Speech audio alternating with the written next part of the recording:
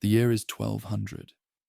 Across the vast expanse of West Africa, a dramatic transformation is unfolding. The once mighty kingdom that had dominated the region for over 4 centuries is crumbling.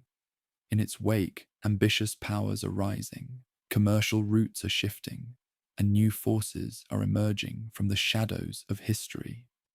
This is the story of how one small kingdom called Kangaba would rise from this chaos to become the greatest empire medieval Africa had ever seen.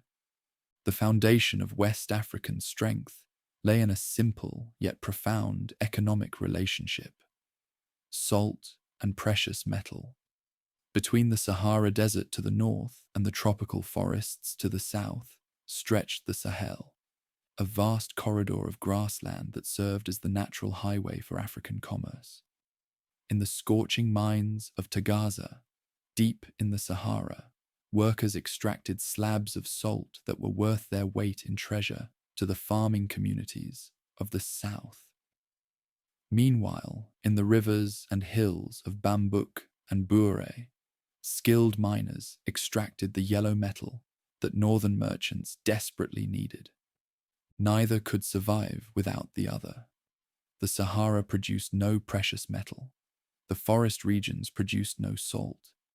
Nature had created the conditions for one of history's most lucrative commercial relationships, and control over this exchange would determine which kingdoms rose to greatness and which faded into obscurity. Long before Mali existed, another power had mastered the art of controlling this commerce. The state known to outsiders as Ghana, called Ouagadougou by its own people, had emerged around the 6th century in what is now southeastern Mauritania and western Mali. For over 4 centuries, this kingdom had been the undisputed master of West African markets. Ouagadougou's genius lay not in producing salt or treasure, but in controlling the exchange between those who did. The kingdom positioned itself as the middleman in the most profitable commercial relationship in medieval Africa. Every caravan that crossed its territory paid taxes. Every merchant who conducted business in its markets paid fees. Every gram of precious metal that changed hands contributed to the royal treasury. The capital city of Kumbi Saleh was a testament to this wealth. Arab chroniclers described it as 2 cities in one: a Muslim commercial quarter where foreign merchants lived and conducted business, and a traditional African quarter where the king held court. The royal city was surrounded by a great wall and filled with magnificent buildings. The king himself lived in a palace complex guarded by 1,000 soldiers, and when he held court, he was attended by horses draped in cloth of gold and dogs wearing collars of silver. But this kingdom's power rested on far more than just taxation. Ouagadougou had developed sophisticated systems of administration that would later influence every successor state. Provincial governors, known as Faba, collected tribute from subject territories across vast distances. A complex bureaucracy managed relations with North African states, maintaining diplomatic connections that stretched from Morocco to Egypt. These relationships provided merchants with protection when they traveled north and gave the government access to Mediterranean markets. The tribute system was particularly ingenious. Rather than demanding fixed amounts from each province, administrators adjusted payments based on local conditions and economic circumstances. During drought years, agricultural regions paid less. When routes shifted due to political instability, commercial centers received temporary tax relief. This flexibility prevented rebellions while ensuring steady revenue, creating a system that adapted to changing circumstances rather than breaking under pressure. Military organization reflected the state's commercial priorities. The army was built around mobility and communication rather than massive set-piece battles. Fast-moving cavalry units could quickly respond to threats against commercial routes, while infantry forces provided security for caravans and maintained order in market towns. A network of fortified positions protected key passages and stored military supplies, creating a defensive system that could project power across vast territories. The taxation systems became increasingly sophisticated over centuries of refinement. Different types of goods were taxed at different rates, encouraging business in high-value items like precious metals and ivory, while discouraging bulk goods that might clog routes. Foreign merchants paid higher rates than local dealers, but received guaranteed protection and access to markets. Special taxes on luxury items helped fund the royal court and military, while basic necessities remained lightly taxed to avoid burdening the general population. Currency systems reflected the kingdom's role as a commercial intermediary.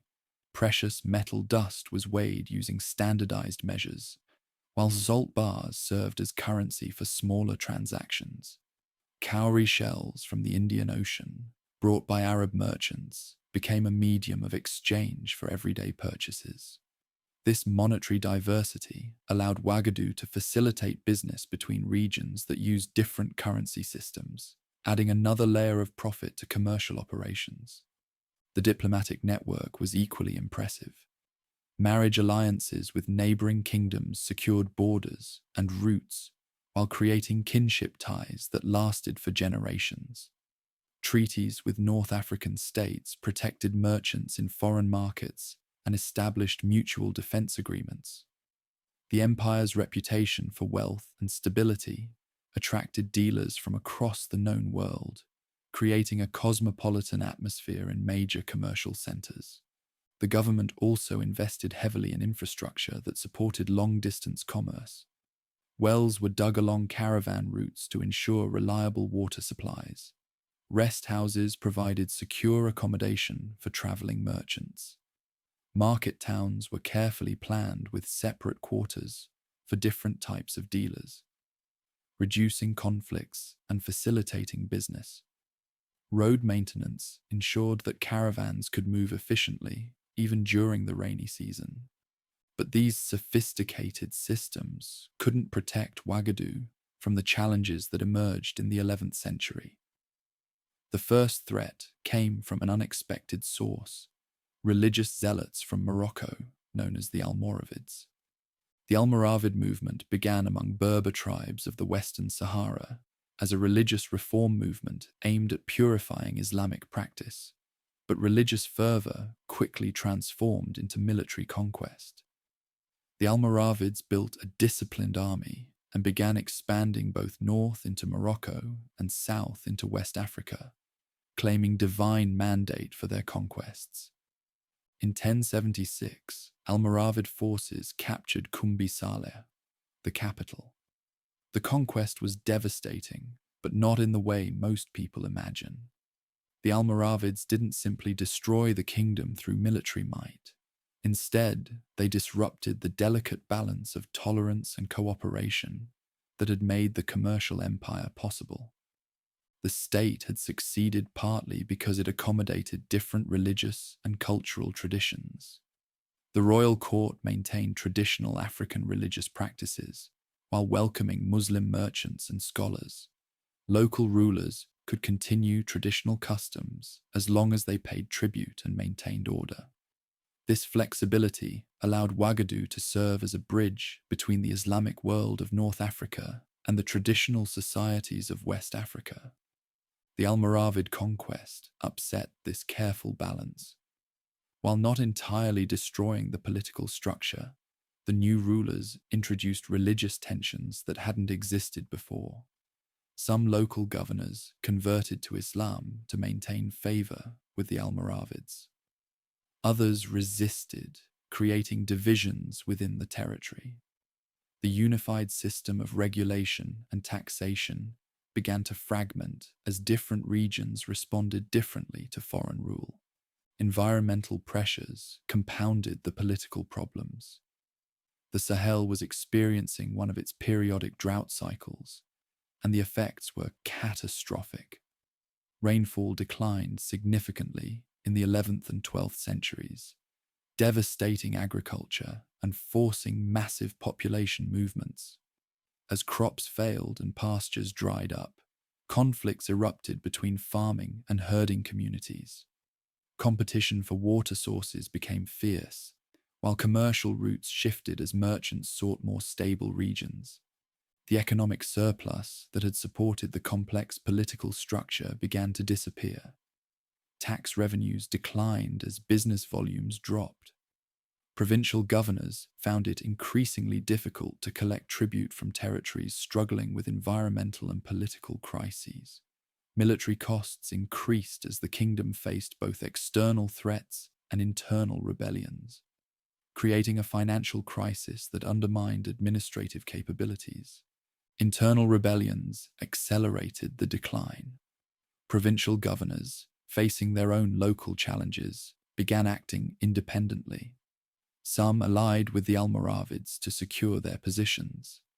Others declared independence and sought new commercial partners. Still others formed alliances with emerging rival powers that promised better terms. By the early 12th century, Ouagadougou was no longer a unified empire, but a collection of competing kingdoms loosely connected by commercial relationships and cultural ties. The great capital of Kumbisale was gradually abandoned, its population scattered to smaller settlements that could better survive the new political and environmental realities. The complex administrative systems that had once managed a continental power collapsed into local structures. Yet this collapse created opportunities as much as it destroyed them. Commercial networks didn't disappear. They evolved and adapted to new circumstances. Administrative techniques developed over centuries were adopted by successor states. The cultural exchanges that had enriched cosmopolitan cities continued in new forms, as merchants and scholars sought new centers of learning and commerce. As the old authority crumbled, the political landscape of West Africa became a chessboard of competing ambitions. Multiple kingdoms emerged, each believing it could become the next great power. The stakes were enormous.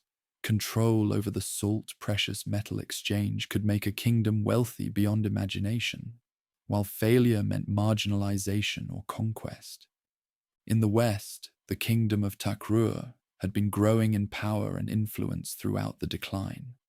Located in the Senegal River Valley, Takrur controlled important routes and had developed formidable military capabilities. The kingdom had converted to Islam early, giving it diplomatic advantages in dealing with North African states and Almoravid authorities. Takrur's rulers saw themselves as the natural successors and began expanding their influence eastward, seeking to recreate the commercial empire that had brought such wealth. To the east, the early Songhai city-states around Gao were also positioning themselves for greatness. These communities controlled commerce along the Niger River and had developed sophisticated naval capabilities that gave them advantages in riverine warfare. Their strategic location provided access to both trans-Saharan routes and river business that connected the Sahel to forest regions. Songhai merchants were already establishing networks that bypassed traditional controlled passages.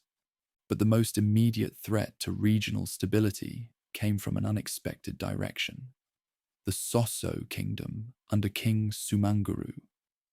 Unlike other successor states that sought to recreate the commercial empire, Sumanguru represented a fundamentally different approach to power. Sumanguru was a traditional ruler who rejected both Islamic influence and the diplomatic accommodations that had characterized the previous approach to governance. Instead, he believed in conquest through superior military force and the direct subjugation of rival kingdoms. The Soso had developed advanced metallurgical techniques, producing superior iron weapons and tools that gave them significant military advantages over their neighbors. Under Sumanguru's leadership, the Soso began an aggressive expansion campaign that transformed the political landscape. They conquered territory after territory, imposing harsh tribute demands and showing little tolerance for local customs or autonomous rule. Unlike the flexible administration that had adapted to local conditions, Soso rule was direct and oppressive. Local rulers were replaced with Soso governors who answered directly to Sumanguru. Traditional religious practices were suppressed in favor of Soso customs. Heavy tribute payments drained conquered territories of their wealth without providing corresponding benefits. The Soso military machine was both impressive and terrifying.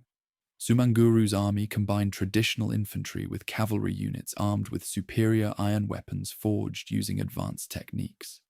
The king himself was said to be a master of both metallurgy and magic, capable of producing weapons that could cut through any armor and spells that could turn the tide of battle.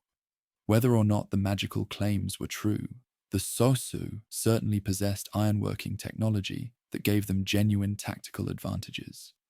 Sumanguru's reputation for supernatural power became a crucial element of Soso military strategy. He cultivated an aura of invincibility through carefully orchestrated displays of technological superiority and psychological warfare.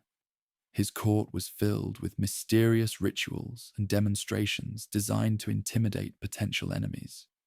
Captured weapons would be publicly destroyed by Soso blades, while prisoners were forced to witness displays of Soso military technology before being released to spread word of Sumanguru's power. But the Soso approach created serious long-term problems. Unlike the previous empire, which had maintained power through accommodation and mutual benefit, the Soso ruled through fear and exploitation. This generated widespread resentment among conquered peoples who had no stake in the kingdom's success. The harsh methods also required maintaining large military forces to suppress constant rebellions, which was extremely expensive and logistically challenging across vast territories. Intelligence networks throughout the region reported growing discontent with Soso rule. Local leaders who had initially submitted to Sumanguru were secretly communicating with potential allies. Commercial networks were being disrupted by heavy-handed Soso administration, creating economic problems that affected everyone. Even some Soso provincial governors were beginning to question their king's methods as they struggled to maintain order in restive territories. The most significant resistance to Soso expansion came from an unlikely source: the small kingdom of Kangaba, located in what is now the border region between Mali and Guinea. The Mandinka people had lived in the region around their homeland for centuries, developing a sophisticated society that balanced traditional beliefs with adaptation to changing circumstances. Unlike many of their neighbors, the Mandinka had not been significantly disrupted by the previous empire's collapse or the Almoravid invasions. Their territory was far enough from the main commercial routes to avoid direct conquest during the initial period of upheaval, but close enough to benefit from business opportunities and observe the rise and fall of neighboring powers. This small kingdom was not impressive by the standards of the great commercial centers. It controlled a relatively modest territory and had a smaller population compared to the major powers. But it possessed several crucial advantages that would prove decisive in the coming struggle for regional dominance. The Mandinka had developed a unique social structure that combined flexibility with stability. Their society was organized around extended family groups called clans, each with specific roles and responsibilities that contributed to the community's overall welfare. The Nyamakala artisan groups, including blacksmiths, leatherworkers, and musicians, held special status as masters of essential crafts. This caste system created social cohesion while allowing for specialization and innovation that kept Mandinka society competitive with larger neighbors. The role of griots, professional historians and musicians, was particularly important to Mandinka political organization. These men and women served as living libraries, preserving oral traditions that maintained cultural identity across generations and political changes. They also functioned as diplomats and negotiators, using their respected status to mediate disputes and forge alliances between different groups. The griot tradition meant that Mandinka society had sophisticated mechanisms for conflict resolution and political coordination that could operate across clan and regional boundaries. Mandinka military organization reflected their society's emphasis on flexibility and adaptation. They combined traditional hunting skills with organized warfare techniques, creating forces that could operate effectively in both forest and savanna environments. Their intimate knowledge of local geography gave them significant advantages when fighting on home territory, while their decentralized command structure made them difficult for enemies to defeat through single decisive battles. Perhaps most importantly, the Mandinka had maintained their independence while remaining open to outside influences. They had adopted useful Islamic practices without abandoning traditional beliefs that remained central to their identity. They participated in regional commercial networks without becoming dependent on them for survival. They observed the rise and fall of neighboring kingdoms and systematically learned from both their successes and failures. The Mandinka caste system was more complex and flexible than outsiders often realized. While people were generally born into specific social roles, mechanisms existed for social mobility and adaptation to changing circumstances. Skilled artisans could gain wealth and influence that elevated their status. Military prowess could transform a person's position within society. Strategic marriage alliances could create new political opportunities for entire families. Women played crucial roles in Mandinka society that would later influence Mali's structure.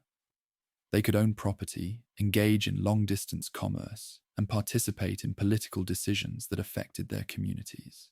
Queen mothers held significant authority in royal courts, while female merchants traveled extensive networks, gathering intelligence and building commercial relationships that supported political alliances. This relatively high status for women created a larger pool of talent for political and economic leadership. Religious practices among the Mandinka reflected their adaptability and pragmatism. Traditional beliefs centered on ancestor veneration and the spiritual significance of the natural world continued alongside growing Islamic influence brought by merchants and scholars. Rather than seeing these traditions as contradictory, the Mandinka developed syncretic practices that incorporated elements of both belief systems. This religious flexibility would later become a defining characteristic of Mali's culture. Their homeland had also developed effective diplomatic techniques that set them apart from purely military-focused neighbors.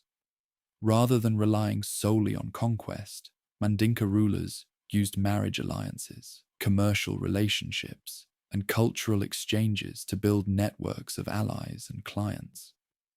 These diplomatic skills would prove essential when facing the threat of Soso expansion. As Sumanguru's forces began threatening Mandinka territory in the early 13th century, the conditions were developing for a confrontation that would determine the future of West Africa. The Soso had superior military technology, proven conquest capabilities, and a reputation for invincibility that intimidated potential enemies. But the Mandinka possessed something equally valuable: a unified society, effective leadership, and a deep understanding of how to build lasting political institutions. The Mandinka leadership understood that direct confrontation with the Soso would be suicidal unless conditions were carefully prepared. Instead, they began building a coalition of resistance that would eventually challenge Soso dominance through coordinated action rather than isolated heroics. The process of coalition building required all the diplomatic skills the Mandinka had developed over generations. Marriage alliances were negotiated with neighboring kingdoms that also faced Soso threats. Commercial relationships were used to gather intelligence about Soso military movements and internal politics.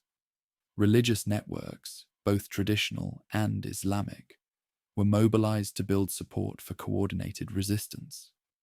Military preparations proceeded alongside diplomatic efforts. The Mandinka developed new tactical approaches designed to neutralize Soso advantages while maximizing their own strengths. They recruited allies who brought specialized military skills, cavalry units, archer companies, and infantry trained in different fighting techniques. Weapons and supplies were stockpiled in hidden locations while maintaining the appearance of submission to Soso authority. By 1235, the conditions had developed for a decisive confrontation. The Soso remained militarily powerful, but their political position was deteriorating as resentment grew throughout their territories. The Mandinka coalition was growing stronger and more confident, unified by shared opposition to Soso oppression and the promise of a different kind of state based on cooperation rather than exploitation. The stage was set for the emergence of a leader who could unite the resistance and create a new model of power that would endure for centuries. That leader's name was Sundiata Keita, and his story would become the founding legend of the greatest empire medieval Africa had ever seen. The name Sundiata Keita would echo through the centuries, carried forward by griots whose voices transformed historical memory into living legend. But in the early 13th century, the future founder of Mali was still a young prince in the small kingdom of Kangaba, watching as the Soso king's forces closed in on his homeland like storm clouds gathering before a tempest. The epic that bears his name is far more than entertainment or mythology. It is the constitutional foundation of what would become the greatest power in medieval Africa. Within its verses lie the political principles, social contracts, and governmental structures that would guide the emerging realm for centuries. The griots who preserved these stories weren't simply entertainers. They were the keepers of a political charter that defined how a vast and diverse territory should be governed. According to the oral traditions, the prince's path to power began with personal struggle that mirrored the broader crisis facing his people. Born with physical disabilities that prevented him from walking normally, the young heir was initially dismissed by many as unsuitable for leadership. His father, Naremagan Konate, ruled Kangaba during the early phases of Soso expansion, struggling to maintain independence while neighboring kingdoms fell one by one to Sumanguru's forces. The story of this transformation from disabled child to mighty warrior carries deep political meaning. His eventual triumph over physical limitation symbolized the people's potential to overcome seemingly impossible odds through determination, unity, and spiritual strength. The epic emphasizes that true power comes not from brute force or inherited privilege, but from the ability to inspire others and build lasting institutions. When the Soso armies finally invaded Kangaba, they found a kingdom prepared for both resistance and transformation. The attacking forces quickly overwhelmed the traditional defenses and drove the royal family into exile.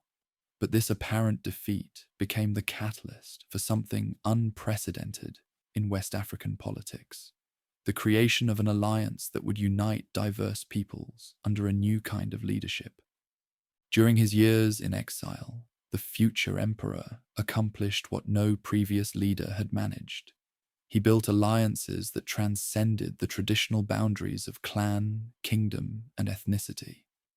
The exiled prince traveled throughout the region, seeking support among rulers who had lost their independence to the Soso king's oppression. But instead of simply promising military assistance, he offered something far more valuable: a vision of shared governance that would protect local autonomy while creating unprecedented collective strength. The political philosophy that emerged during this period would become known as the Mandan Charter, or Kurukan Fuga. This oral constitution established principles that were revolutionary for their time and place.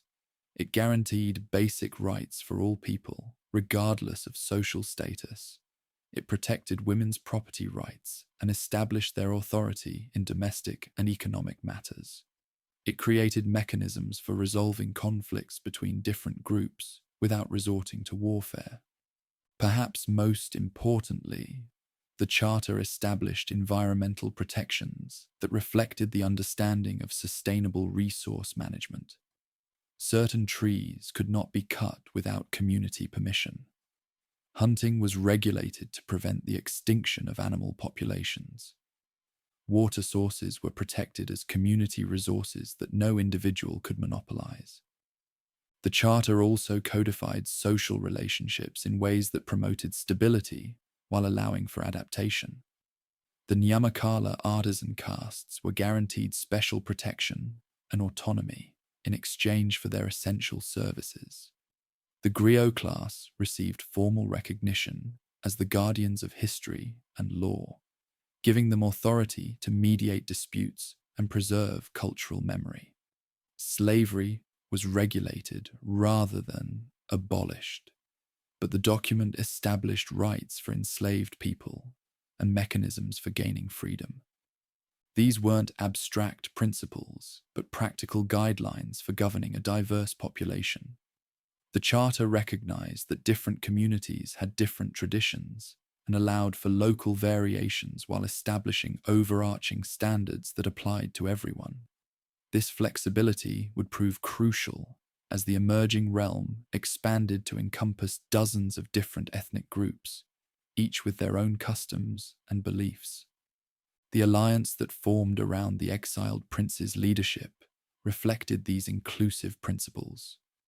Traditional clans provided the core of support, but the partnership soon included Fulani pastoralists, Soninke merchants, Bamana farmers, and even some Soso nobles who had grown disillusioned with their king's methods. Each group brought specific skills and resources while maintaining their cultural identity within the larger framework. Military organization reflected this diversity. Indigenous forces provided expertise in forest warfare and guerrilla tactics. Fulani allies contributed cavalry units and knowledge of livestock management that supported long campaigns. Soninke merchants brought intelligence networks and logistical support. Former Soso soldiers added knowledge of metallurgy and siege techniques. The alliance's intelligence networks proved particularly valuable as they prepared for the inevitable confrontation with the tyrant king. Spies reported growing discontent within Soso territory as harsh rule generated widespread resentment. Economic problems were mounting as heavy taxation and forced labor disrupted normal agricultural and commercial activities. Even within the king's court, moderate voices were questioning the sustainability of ruling through fear and oppression. By 1235, the conditions were optimal for open rebellion. The Soso forces were stretched thin across vast territories, suppressing constant uprisings and defending long supply lines. The resistance movement had grown strong enough to challenge Soso dominance, while offering subject peoples an attractive alternative to continued oppression. The decisive confrontation came at Kirina, near the present-day border between Mali and Guinea. The battle would determine not just military supremacy, but which model of governance would shape West Africa's future. The Soso king represented the old way of ruling through individual power and technological superiority. The exiled prince embodied a new approach based on collective action and inclusive institutions. The Battle of Kirina was as much a clash of political philosophies as military strategies. The Soso forces were still formidable, equipped with superior iron weapons and organized around traditional command structures that emphasized individual heroism and technological advantage. The king himself appeared on the battlefield, wearing his legendary iron armor and wielding weapons forged using secret metallurgical techniques. But the Allied forces had developed tactical innovations that neutralized many Soso advantages. Instead of meeting the enemy in open battle, where superior weapons would be decisive, they used terrain and local knowledge to create favorable conditions. Coordinated attacks by different Allied groups prevented the king from concentrating his forces effectively. Most importantly, the alliance's diverse composition meant they could adapt quickly to changing battlefield conditions.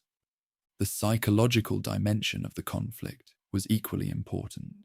The Soso ruler had built his reputation on supernatural power and invincibility, using fear as a weapon of conquest.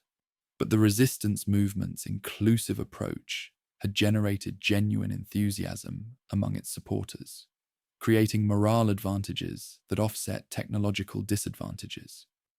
According to the epic traditions, the turning point came when the future emperor demonstrated that his enemy's power was not truly supernatural.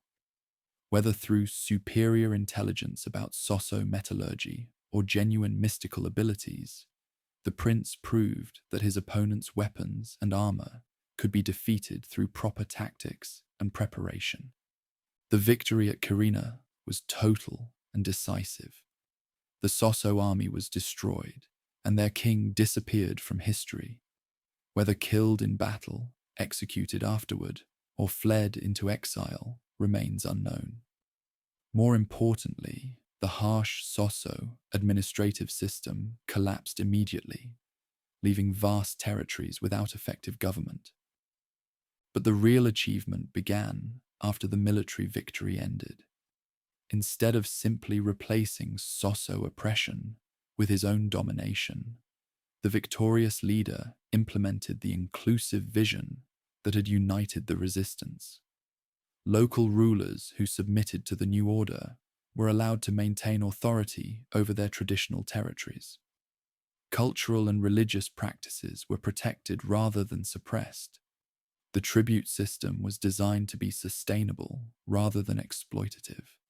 The early governmental structure reflected lessons learned from both Ghana's successes and the Soso failure.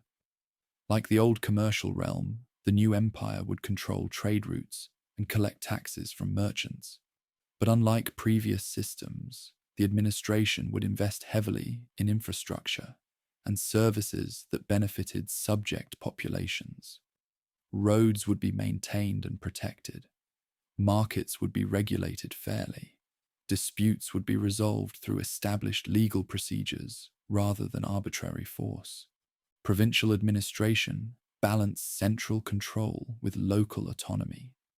Governors appointed by the emperor managed broad policy implementation and collected tribute, but traditional rulers retained authority over day-to-day governance and cultural matters. This system prevented the center from becoming overwhelmed with local details, while ensuring that imperial policies were adapted to regional conditions. The military organization that emerged from the resistance movement became a model for imperial expansion. Rather than maintaining a single large army, the empire developed multiple specialized forces adapted to different types of warfare and terrain. River fleets controlled waterways and transported troops and supplies. Cavalry units provided rapid response capabilities and projected power across open terrain. Infantry forces garrisoned key positions and provided security for trade routes. Most innovatively, the military incorporated soldiers from conquered territories, rather than simply imposing external control. Local warriors who proved their loyalty could advance to positions of responsibility, creating pathways for integration that reduced resentment and rebellion. This approach also provided the empire with detailed knowledge of local conditions and potential threats. The economic foundations established during this crucial period would support imperial expansion for centuries. Control over the Bambuk and Bure goldfields provided the basic wealth necessary to fund governmental operations. But the new system went beyond simple resource extraction to create value-added services that increased overall prosperity. The empire's position along major trade routes generated revenue through taxation and fees, but the government also invested in infrastructure that made commerce more efficient and profitable. Caravanserais provided secure lodging for traveling merchants. Wells and bridges facilitated movement across difficult terrain. Standardized weights and measures reduced transaction costs and prevented disputes. The tribute system was carefully designed to be sustainable and fair. Different regions contributed according to their capabilities and resources. Agricultural areas provided food supplies and fiber crops. Mining regions contributed precious metals and salt. Commercial centers paid monetary taxes based on business volumes. This diversity reduced the realm's vulnerability to disruptions in any single economic sector. Currency policies reflected the empire's role as a commercial intermediary between different economic systems. Multiple forms of money were recognized and regulated, allowing merchants from various backgrounds to conduct business efficiently. Gold dust remained the standard for high-value transactions, while salt bars, cowrie shells, and cloth strips served specific regional markets. The religious policies implemented during this formative period established patterns that would characterize the empire throughout its existence. Rather than imposing a single belief system, the government protected religious diversity while promoting practices that supported political unity and social harmony. Traditional African religious practices continued to flourish under imperial protection. Ancestor veneration remained central to family and clan relationships. Seasonal festivals that celebrated agricultural cycles received official support. Sacred groves and ritual sites were protected from commercial exploitation. Islamic practices were equally welcomed and supported. Mosques were built in commercial centers and administrative capitals. Muslim merchants and scholars received protection and encouragement. Islamic law was recognized in commercial disputes and personal matters for those who chose to follow it. The syncretic practices that emerged from this religious tolerance became distinctively characteristic of the new realm. Rulers participated in both traditional ceremonies and Islamic rituals, demonstrating respect for different belief systems. Government policies incorporated both traditional ecological wisdom and Islamic legal principles. Cultural celebrations combined elements from multiple traditions. This religious flexibility served important political purposes. It prevented the religious conflicts that had contributed to Ghana's decline. It attracted support from diverse populations who saw their beliefs respected rather than suppressed. It facilitated commercial relationships with both traditional African societies and the Islamic world. The social structure that crystallized under the new leadership balanced hierarchy with mobility in ways that promoted stability while allowing for adaptation. The traditional caste system provided social organization and economic specialization, but mechanisms existed for individuals to improve their status through exceptional service or achievement. The Nyamakala artisan groups maintained their special status and protection while taking on new roles in the expanding realm. Blacksmiths became essential to military production and technological innovation. Leather workers created the products necessary for long-distance travel and warfare. Musicians and storytellers served as diplomats and cultural ambassadors. Women's roles expanded significantly under the new system. The Mandan Charter's protections for female property rights created opportunities for women to become independently wealthy through commerce and agriculture. Queen mothers gained formal authority in succession decisions and diplomatic relationships. Female merchants traveled throughout the growing territory, gathering intelligence and building networks that supported both commerce and governance. The slave systems that developed were more regulated and less harsh than those in many contemporary societies. While slavery wasn't abolished, enslaved people had legal protections and multiple pathways to freedom. Military service could lead to manumission and advancement. Skilled craftsmanship provided opportunities for semi-independent status. Children of mixed marriages often gained full freedom and citizenship. Educational systems emerged that combined traditional knowledge transmission with new imperial needs. Griots continued their crucial role as keepers of history and law, but their training expanded to include information about the growing territory's diverse populations and customs. Islamic schools taught literacy and numeracy that supported commercial and administrative activities.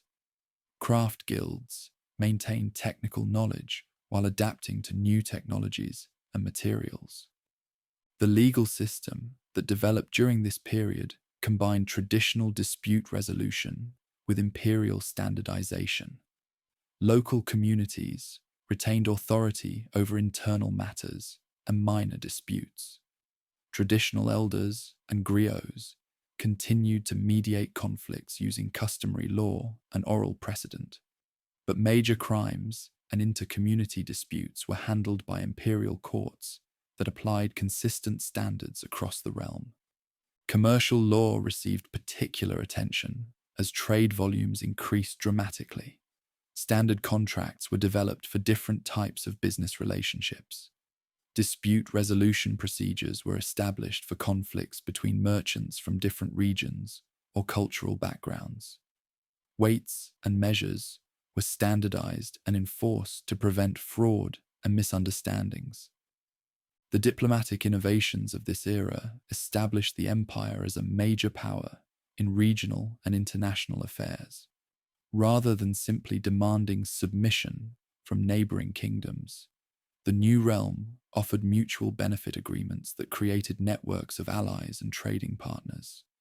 Marriage diplomacy became a sophisticated tool for building lasting relationships. Strategic unions created kinship ties that lasted for generations and provided peaceful mechanisms for resolving disputes. The children of these diplomatic marriages often became cultural bridges who facilitated communication and understanding between different groups. Commercial diplomacy proved equally effective. The empire's growing control over trade routes gave it leverage in negotiations with both suppliers and customers. But rather than exploiting this position for short-term gain, imperial policy focused on creating stable, profitable relationships that benefited all parties. The early diplomatic relationships established during this period would prove crucial as expansion continued. Treaties with North African states provided security for long-distance trade and access to Mediterranean markets. Agreements with forest kingdoms secured supplies of kola nuts, ivory, and other valued products. Alliances with Saharan peoples ensured safe passage for caravans crossing the desert. By the time of the founder's death, around 1255, the foundations were firmly established for what would become medieval Africa's greatest power. The political institutions created during his reign would prove flexible enough to govern vast territories, encompassing dozens of different ethnic groups and cultural traditions. The economic systems would generate the wealth necessary to support continued expansion and internal development. The diplomatic networks would provide the international relationships necessary for the empire to become a major player in world affairs. The transformation from the small kingdom of Kangaba to the emerging realm represented more than just military conquest or political expansion. It marked the creation of new forms of governance that balanced unity with diversity, strength with flexibility, and tradition with innovation. The principles established during these crucial decades would guide the empire through centuries of growth and prosperity, creating a legacy that would influence West African political thought long after the power itself had faded. The legend of the great founder would continue to inspire future generations, but his most important achievement was not mythical heroism, but practical statesmanship. He had proven that diverse peoples could unite under shared institutions while maintaining their distinct identities. He had demonstrated that sustainable governance required cooperation rather than oppression. Most importantly, he had established the foundations for a realm that would grow to encompass much of West Africa, while maintaining the political flexibility necessary to adapt to changing circumstances and challenges. The death of the great founder in 1255 could have marked the end of the remarkable experiment in inclusive governance. Many kingdoms throughout history had collapsed when their charismatic leaders passed away, fragmenting into competing factions that destroyed everything their predecessors had built. But the institutions established during those crucial early decades proved more durable than anyone could have imagined. The succession passed smoothly to Mansa, demonstrating that the political structures created were strong enough to survive transitions of power. The new ruler inherited not just a throne, but a sophisticated governmental system capable of managing vast territories and diverse populations. More importantly, he inherited a vision of expansion that would transform a regional power into a continental realm. The first great test of this vision came with the campaign to control Gao, the strategic city-state that commanded commerce along the eastern bend of the Niger River. For centuries, Gao had maintained its independence by playing larger powers against each other while profiting from its position as a commercial crossroads. The city's rulers had watched the rise of the new Western power with growing concern, recognizing that their traditional strategy of diplomatic neutrality would not survive in a world increasingly dominated by centralized authorities. The conquest of Gao revealed the innovations that had emerged from the original resistance movement against the Sosso. Rather than relying on massive armies that moved slowly and consumed enormous resources, the realm's forces employed coordinated strikes by specialized units adapted to different types of terrain and warfare. The river fleet that approached Gao from the west represented a revolution in African warfare technology. These weren't simple fishing boats pressed into service, but purpose-built vessels designed for transporting troops, supplies, and siege equipment along the Niger's complex network of channels and seasonal flooding patterns. The boats were constructed using techniques borrowed from multiple traditions: hull designs from river communities, sail configurations adapted from desert nomads, and weapon mounts inspired by North African naval warfare. The naval campaign demonstrated the logistical advantages that would characterize expansion for the next century. While enemy forces were limited to land-based supply lines that could be easily disrupted, the attacking fleet could maintain secure communications and supply routes along waterways that stretched back to the heartland. This capability allowed commanders to sustain sieges and campaigns that would have been impossible using traditional methods. The Siege of Gao also showcased innovations in combined arms tactics that integrated different fighting traditions into cohesive forces. Cavalry units from pastoral allies provided mobility and shock power on open ground around the city. Infantry forces drawn from agricultural communities used their knowledge of earthworks and fortification to conduct systematic siege operations.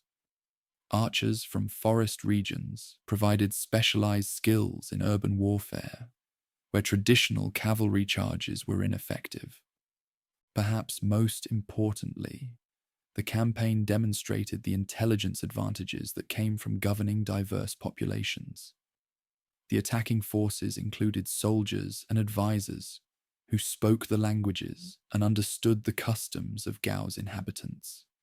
This knowledge allowed commanders to exploit internal divisions within the city while offering attractive terms to groups willing to cooperate with the new order. The fall of Gao in 1275 marked more than just victory. It represented the successful integration of a major commercial center into the expanding system.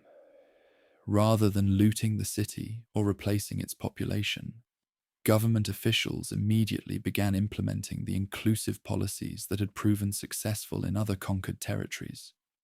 Local merchants were guaranteed protection and access to the realm's expanding commercial networks. Traditional rulers who submitted were allowed to maintain authority over community affairs, while accepting oversight on broader policy matters.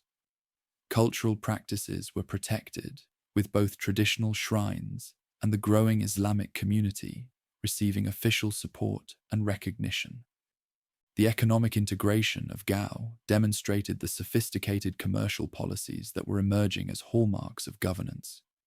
The city's strategic location made it a natural hub for commerce between the Sahel and forest regions.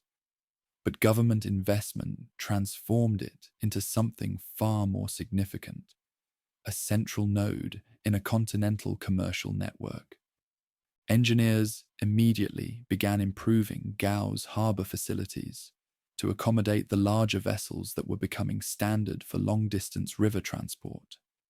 Warehouses were constructed using architectural techniques borrowed from multiple traditions, creating storage facilities that could handle the volume and variety of goods flowing through the expanded networks. Buildings housed the growing bureaucracy necessary to manage customs, taxation, and commercial law across cultural and linguistic boundaries. The success at Gao encouraged similar campaigns against other strategic cities throughout the region. Jenne, the ancient commercial center located in the inland delta of the Niger River, presented different challenges that tested the realm's adaptability and diplomatic skills. Jenne had been a major center for centuries before the realm's emergence, with a sophisticated urban culture that combined traditional African architecture with Islamic commercial practices. The city's wealth came not just from its strategic location, but from specialized craft production that supplied markets throughout West Africa. Jenne's textiles, metalwork, and leather goods were prized from the Mediterranean coast to the forest kingdoms of the south. The campaign against Jenne revealed the realm's growing sophistication in what would later be called economic warfare.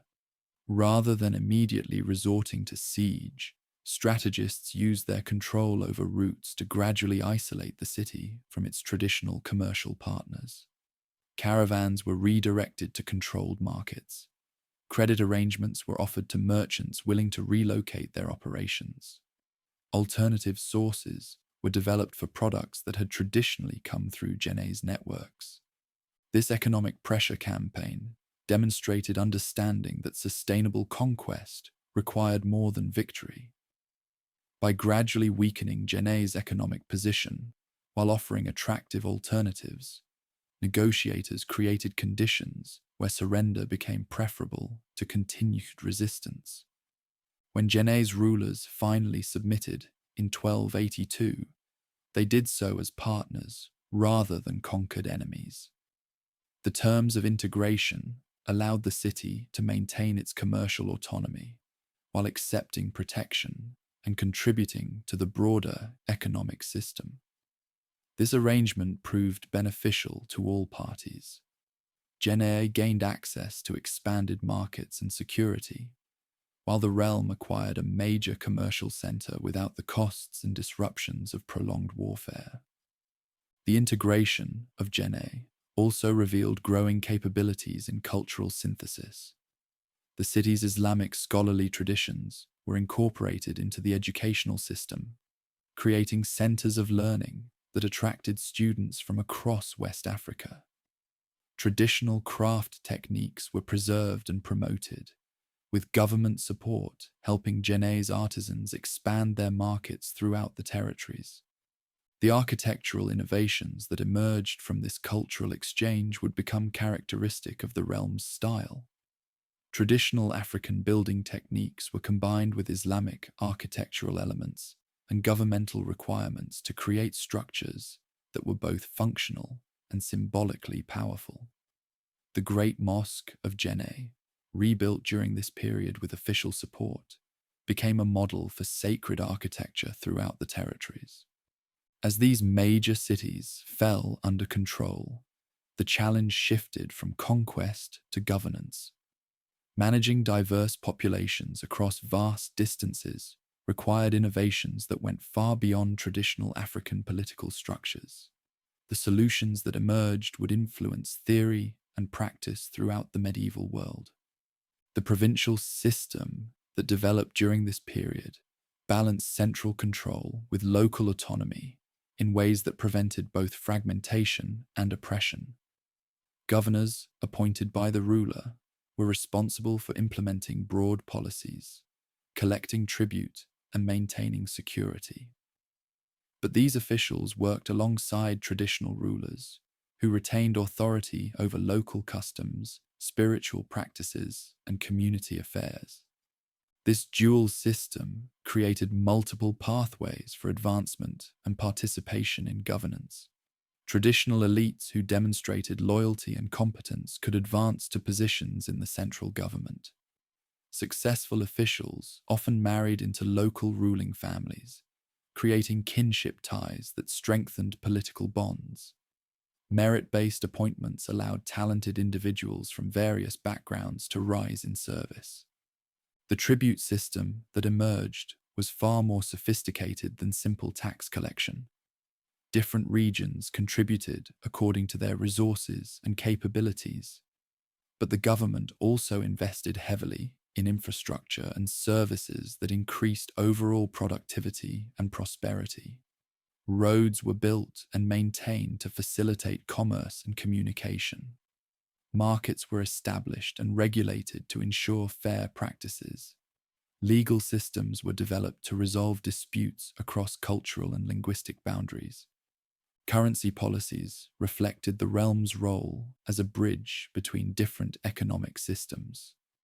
Gold dust remained the standard for major transactions, but the government also regulated and supported regional currencies that served local needs. Salt bars continued to circulate in areas where they had traditional acceptance. Cowrie shells were imported and distributed to facilitate small-scale commerce. Cloth strips served as currency in regions where textile production was important. The armed forces that supported this expansion were unlike anything previously seen in West Africa. Rather than maintaining a single large army, the realm developed multiple specialized forces, adapted to different types of warfare and terrain. This approach provided strategic flexibility while reducing the enormous costs of keeping large numbers of soldiers permanently under arms. The river fleet became the backbone of power, providing rapid transport for troops and supplies while maintaining secure communications across vast distances. These vessels were staffed by professional sailors drawn from river communities throughout the territories, creating a force that was both technically skilled and politically reliable. Cavalry units were organized around the pastoral expertise of allied groups, particularly the Fulani, who had joined the original resistance movement. These forces provided the mobility necessary to respond quickly to threats and project power across open terrain. The integration of different pastoral traditions also created innovations in animal husbandry and logistics that supported extended campaigns. Infantry forces were recruited from agricultural communities, but trained to operate in various environments. These soldiers provided the disciplined formations necessary for siege warfare, while also serving as garrison troops who maintained order in conquered territories. The recruitment system created pathways for social advancement, while ensuring that service strengthened rather than undermined community ties. The intelligence networks that supported operations were perhaps the realm's most innovative organizational achievement. Rather than relying solely on formal diplomatic channels, officials cultivated extensive informal networks that provided detailed information about political, economic, and social conditions throughout the region. Merchants served as natural intelligence agents, reporting on political developments, economic opportunities, and potential threats in the territories they visited. Spiritual leaders, both traditional and Islamic, provided information about community sentiments and cultural changes. Craftspeople who traveled between different regions contributed knowledge about technological innovations and resource availability. This intelligence system provided decision-makers with unprecedented information about conditions throughout their territories and beyond. Early warning of droughts, political instability, or threats allowed the government to respond proactively rather than reactively. Knowledge of economic opportunities enabled policies that maximized prosperity and growth. The spiritual policies that evolved during this expansion period demonstrated the realm's commitment to the inclusive principles established by the founder. Rather than imposing uniformity, officials actively supported diversity while promoting practices that enhanced political unity and social harmony. Traditional African practices received official protection and support. Sacred sites were preserved and maintained. Seasonal festivals were incorporated into calendars. Traditional priests and healers were recognized as important community leaders, whose authority complemented rather than competed with governance. Islamic practices were equally encouraged and supported. Mosques were built in major cities and commercial centers. Islamic scholars were recruited and supported as teachers and legal advisors. Pilgrimage to Mecca was facilitated through diplomatic relationships with North African and Middle Eastern powers. The syncretic practices that emerged from this tolerance became distinctively characteristic of the realm's culture. Rulers participated in both traditional ceremonies and Islamic rituals. Government policies incorporated both traditional ecological wisdom and Islamic legal principles. Cultural celebrations combined elements from multiple spiritual traditions. This flexibility served crucial political and economic purposes. It prevented the conflicts that had weakened previous powers. It attracted support from diverse populations who saw their beliefs respected rather than suppressed. It facilitated commercial relationships with both traditional African societies and the broader Islamic world. The conversion processes that occurred were gradual and voluntary rather than forced or systematic. Many people adopted Islamic practices for practical reasons. Literacy and numeracy were important for commercial success. Islamic law provided useful frameworks for business relationships, and membership in the Islamic community offered access to international networks. But these conversions rarely involved complete abandonment of traditional beliefs and practices. Instead, most people developed syncretic identities that incorporated elements from multiple traditions. This creativity became a source of cultural innovation that enriched society. The educational systems that developed during this period reflected the realm's commitment to both preserving traditional knowledge and adapting to new circumstances. Griots continued their crucial role as keepers of oral history and law, but their training expanded to include information about the territory's diverse populations and evolving institutions. Islamic schools taught literacy, numeracy, and knowledge that were essential for commercial and governmental success. These institutions attracted students from throughout the realm and beyond, creating networks of educated individuals who facilitated communication and cooperation across cultural boundaries. Craft guilds maintained technical knowledge while adapting to new technologies and materials that became available through expanded networks. The guild system also provided mechanisms for technology transfer and innovation that strengthened economic competitiveness. By 1300, the realm had grown from a small kingdom centered around Kangaba to a vast territory that controlled much of the Western Sudan and significant portions of the Sahel. The population under rule included dozens of different ethnic groups, multiple spiritual traditions, and economic systems ranging from pastoral nomadism to intensive agriculture to specialized craft production. The governmental innovations that made this expansion possible would continue to evolve as new challenges and opportunities arose. The systems developed during this period provided the foundation for even greater achievements under future rulers. The forces perfected during these campaigns would enable the realm to project power across continental distances. The commercial networks established would generate the wealth necessary to support one of the most spectacular displays of power in medieval history. The transformation from regional kingdom to continental realm represented more than just territorial expansion. It demonstrated the practical viability of inclusive governance that respected diversity while maintaining political unity. The institutions developed during this period would prove resilient enough to survive political crises, environmental challenges, and external threats that would have destroyed less flexible systems. Most importantly, the realm had established itself as a major player in international affairs, with diplomatic relationships that stretched from the Mediterranean to the Indian Ocean. The stage was set for the emergence of a ruler who would use this foundation to project power onto the world stage in ways that would astonish contemporaries and influence global history.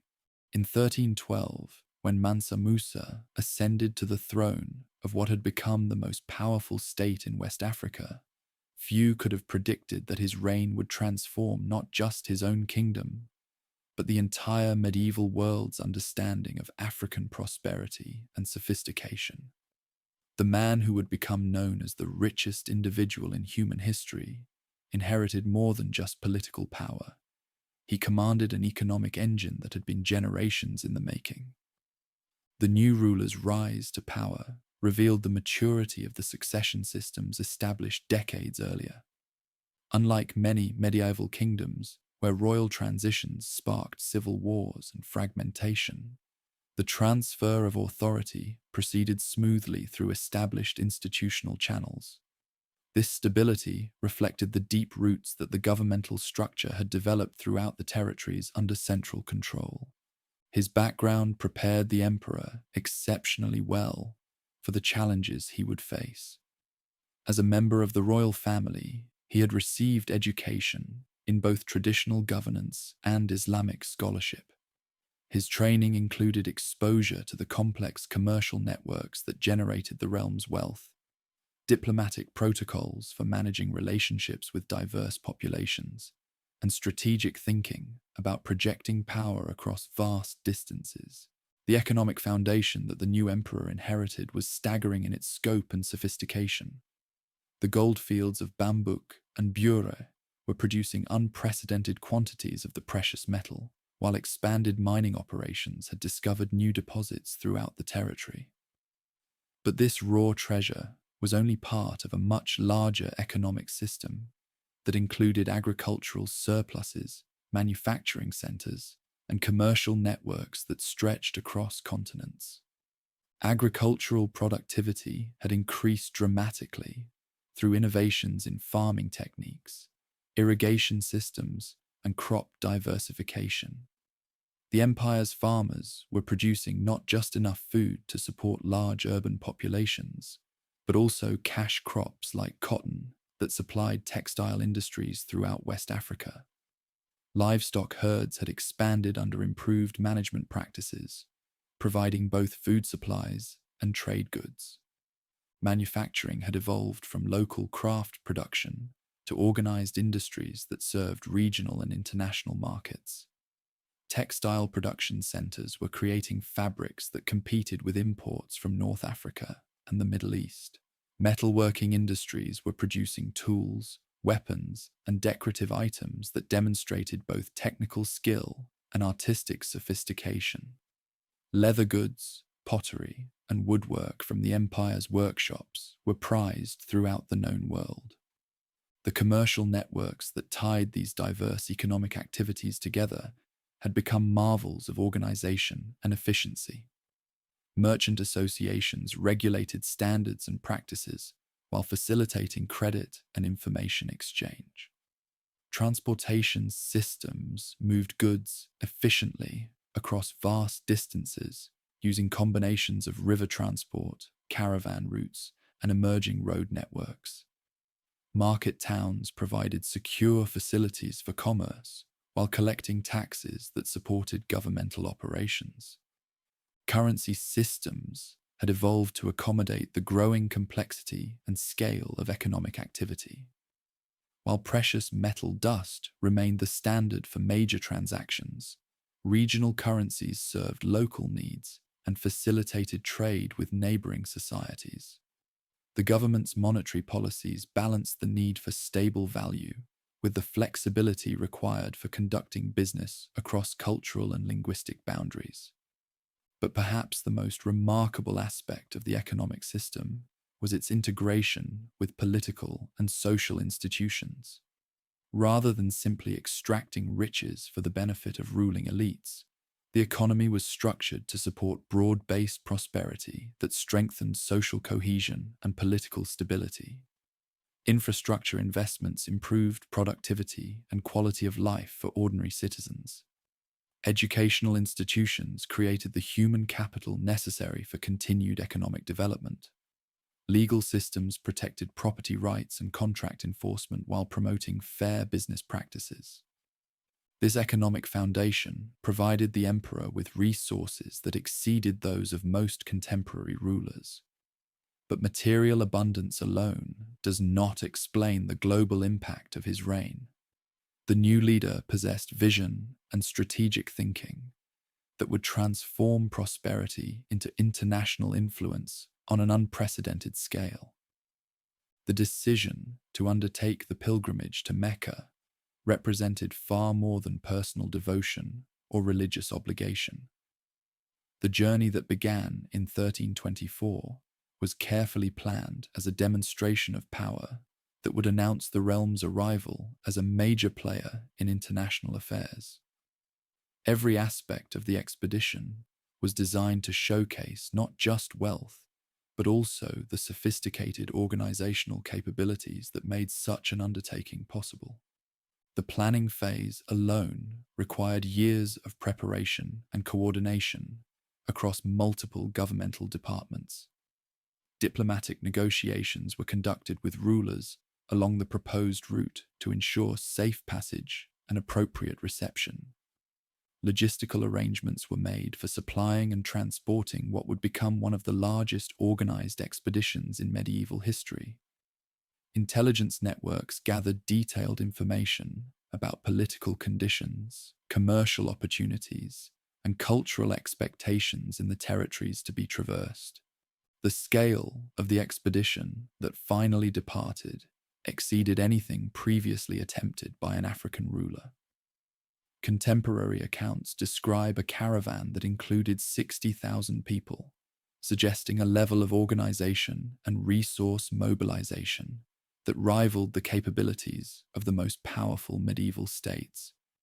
The participants represented a cross-section of the realm's population and included not just royal courtiers and guards, but also merchants, scholars, craftspeople, and ordinary citizens who had been selected to participate in this historic journey.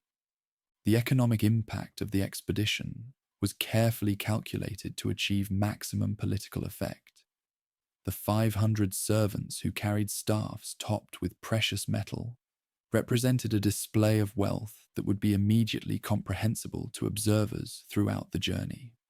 But the distribution of this wealth was equally important. Generous gifts to local rulers and charitable donations to communities demonstrated both prosperity and generosity that enhanced the realm's reputation.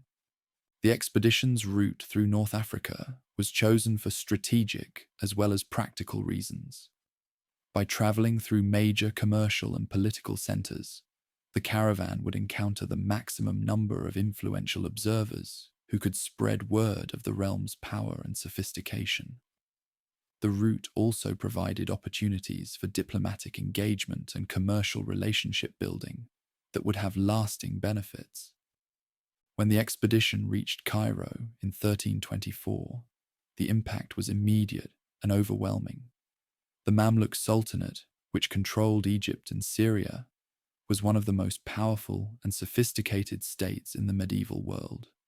Its capital was a cosmopolitan center where merchants, scholars, and diplomats from across the known world conducted business and exchanged information. The arrival of such a magnificent expedition from sub-Saharan Africa challenged every assumption that local elites held about African societies and capabilities.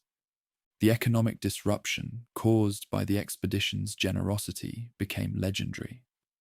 The distribution of such large quantities of precious metal in Cairo's markets caused immediate inflation that affected prices for over a decade. Contemporary chroniclers recorded that the value of currency fell by 10 to 25%, representing one of the most dramatic episodes of monetary inflation in medieval history. But the economic impact was less important than the psychological and political effects. The demonstration of wealth on this scale forced a fundamental reassessment of Africa's place in the medieval world system. European and Middle Eastern elites, who had previously viewed sub-Saharan Africa as a source of raw materials and slaves, were suddenly confronted with evidence of sophisticated political organization and unprecedented prosperity. The diplomatic opportunities created by this dramatic entrance were skillfully exploited throughout the remainder of the journey. Meetings with the Mamluk Sultan and other regional leaders established formal relationships that would facilitate trade and cultural exchange for decades.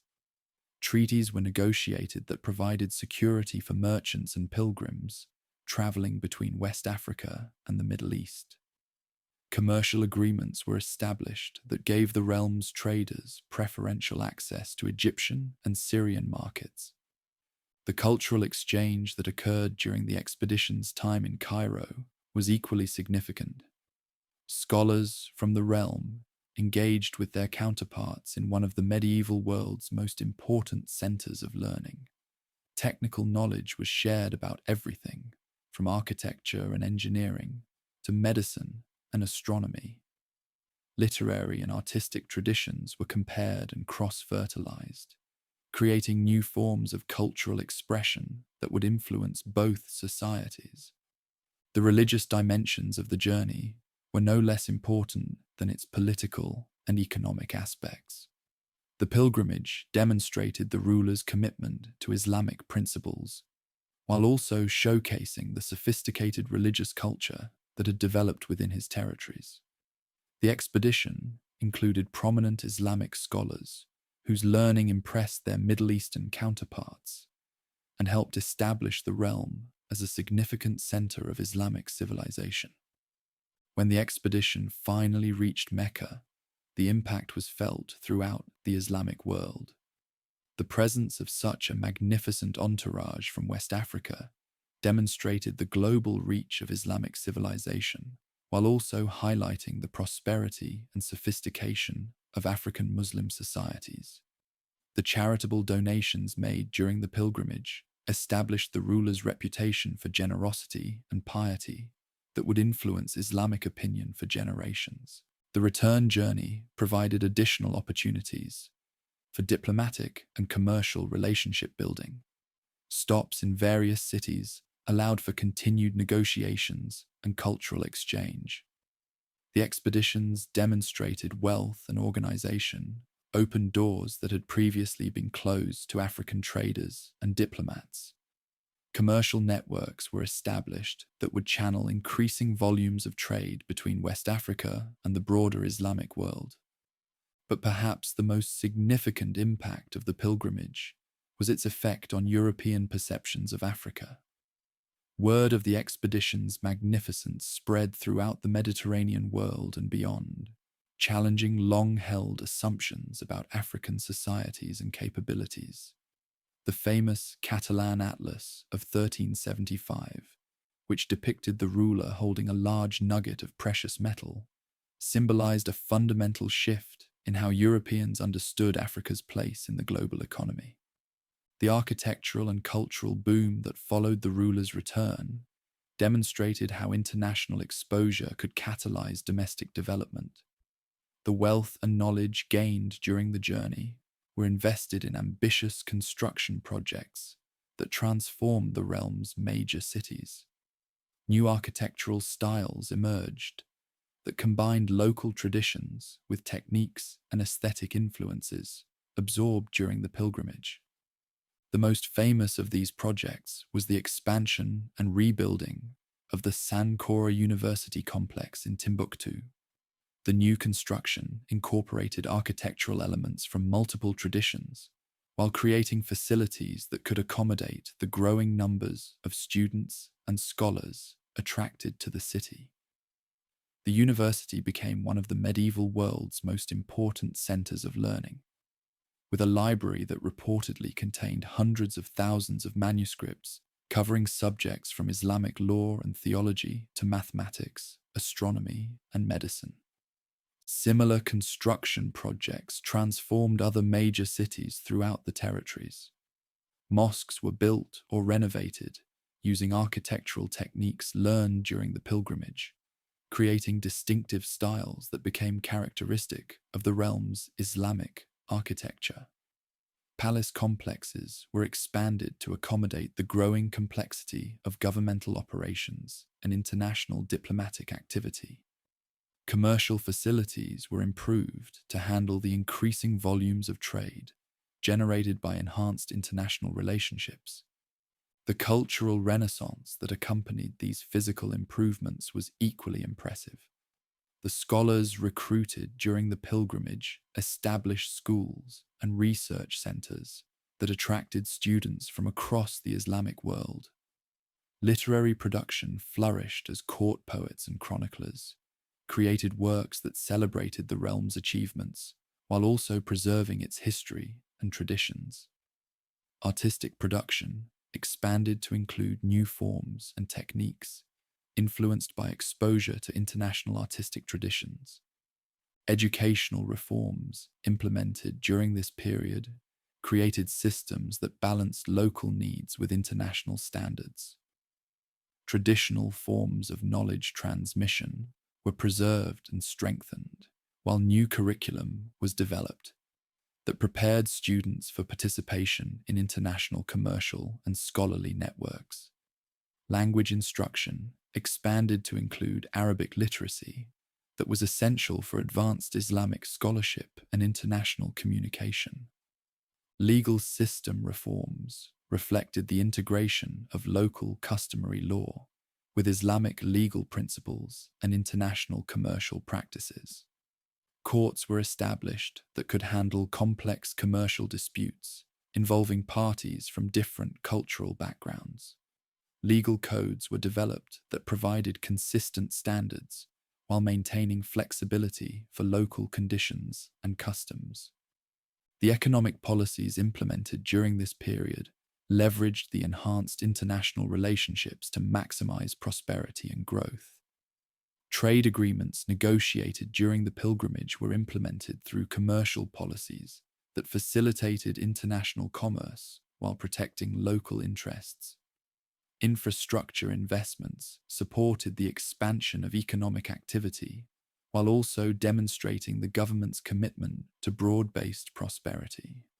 Monetary policies were adjusted to accommodate the increased international activity while maintaining stability and predictability.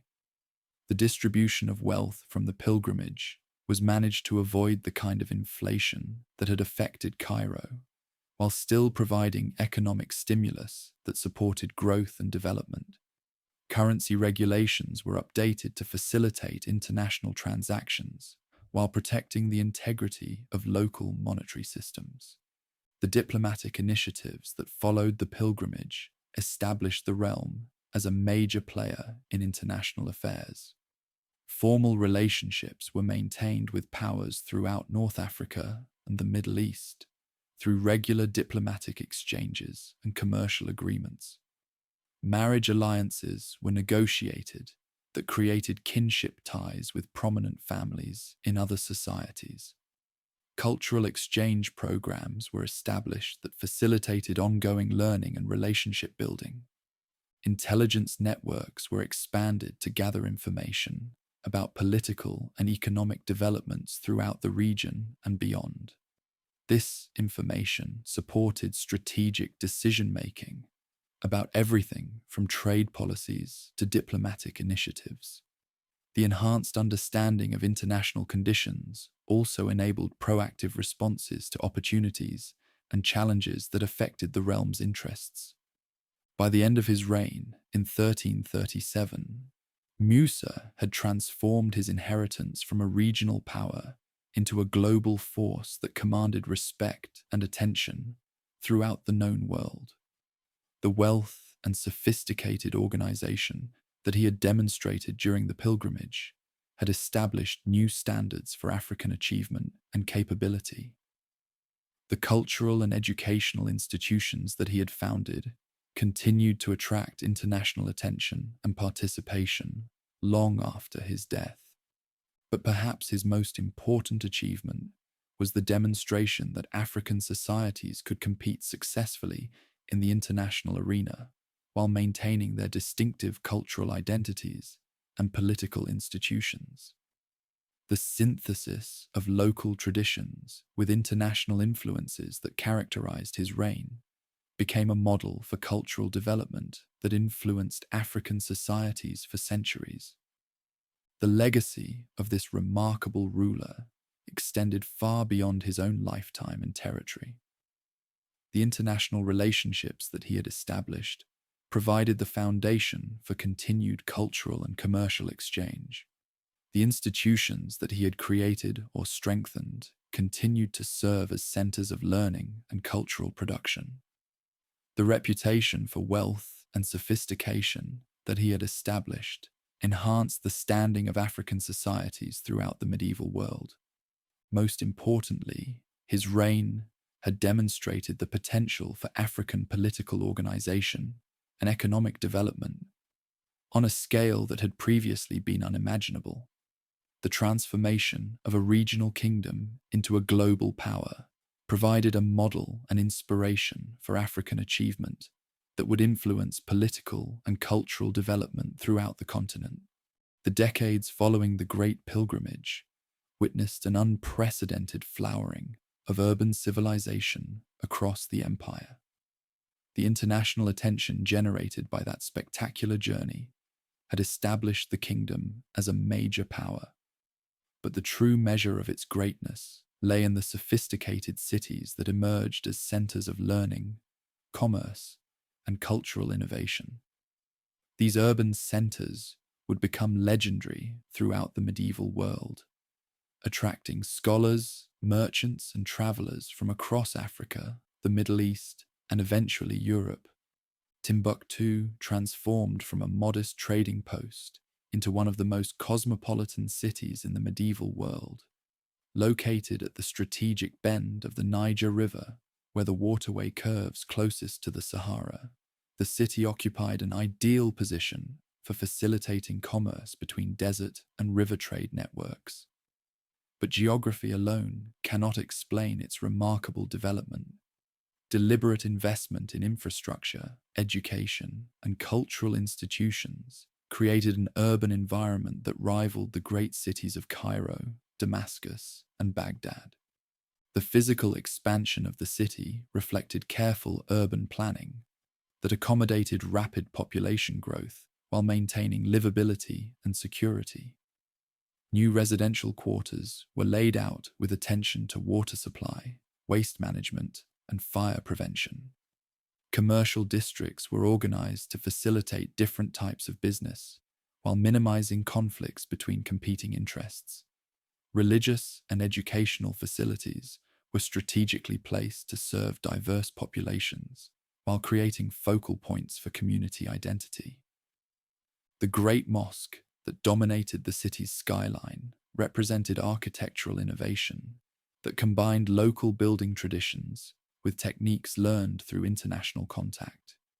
The distinctive style that emerged, characterized by wooden support beams protruding from mud brick walls and towering minarets that could be seen for miles across the flat landscape, became a symbol of the empire's cultural sophistication and Islamic commitment.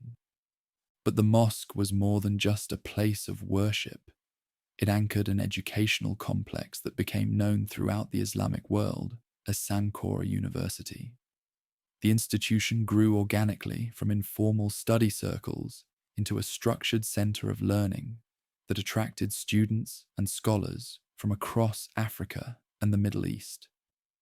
By the height of its influence, the university housed hundreds of thousands of manuscripts and supported scholarly communities that pushed the boundaries of knowledge in multiple fields.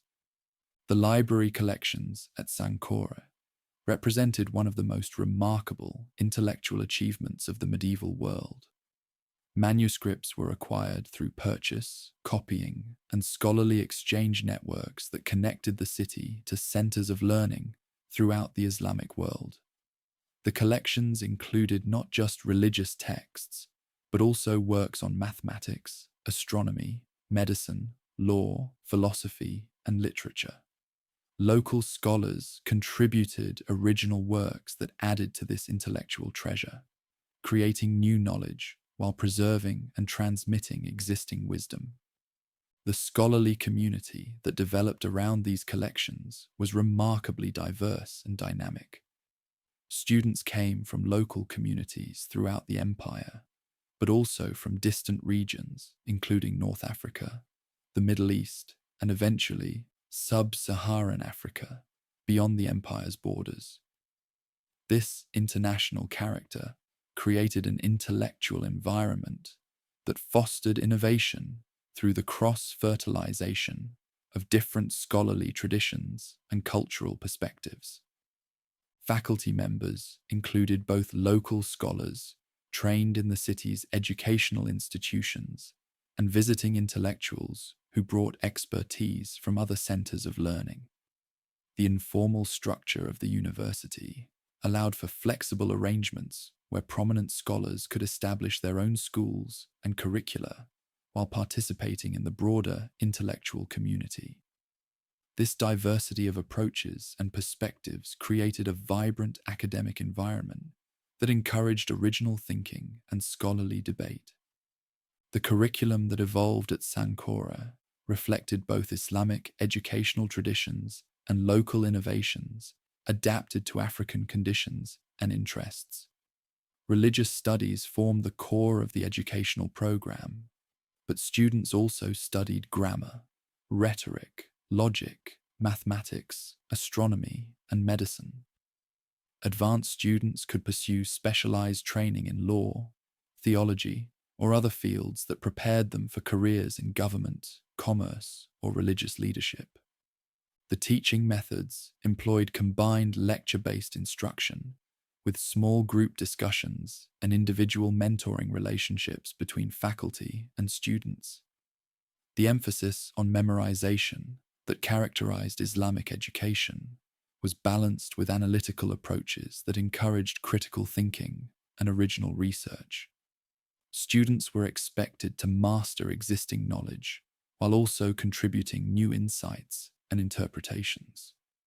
Jenne, the ancient commercial center that had been peacefully integrated into the empire decades earlier, experienced its own remarkable renaissance during this period.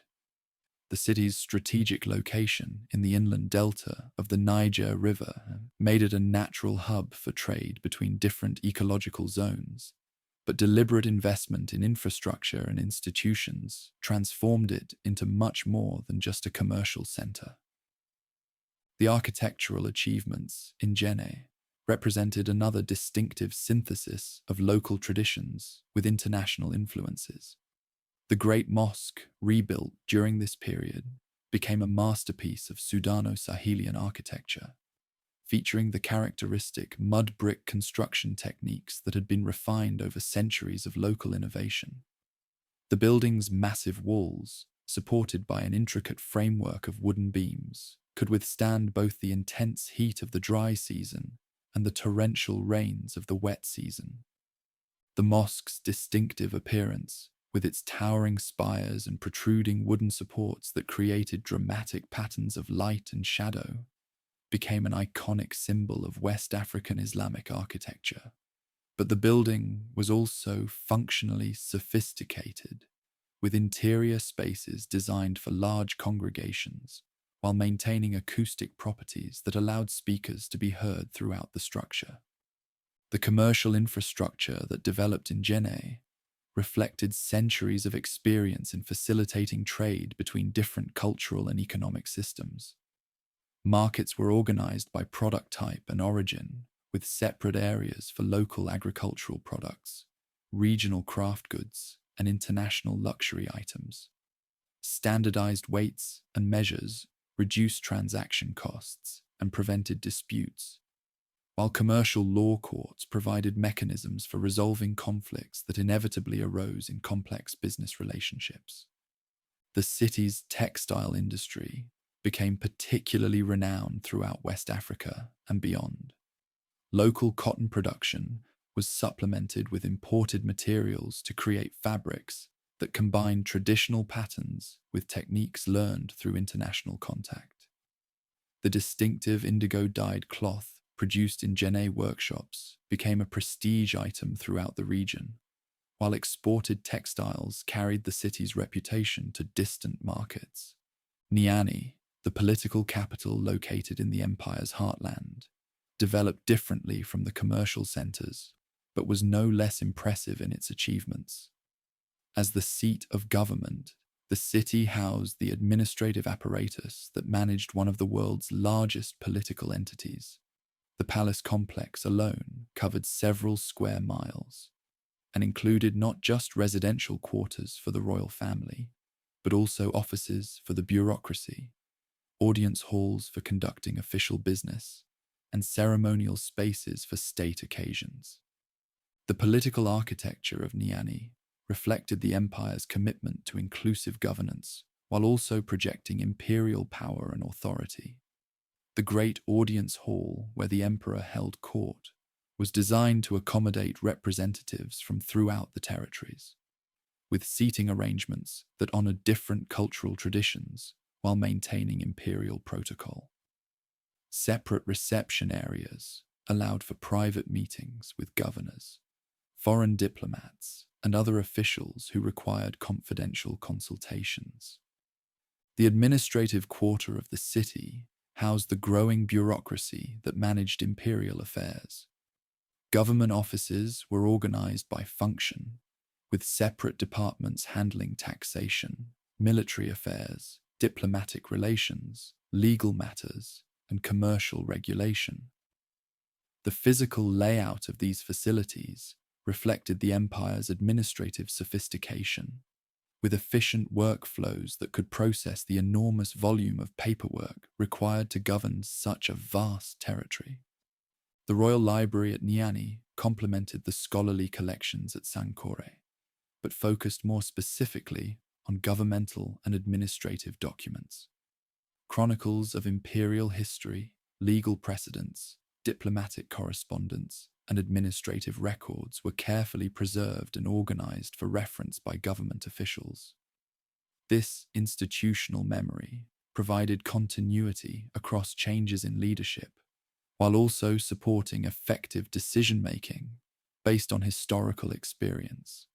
The social structure that characterized these great cities reflected the empire's broader commitment to balancing hierarchy with mobility and opportunity. Traditional caste distinctions continued to influence social organization, but urban environments created new possibilities for advancement and achievement that transcended inherited status. The merchant class that emerged in these cities represented a new form of social organization that combined economic success with cultural sophistication.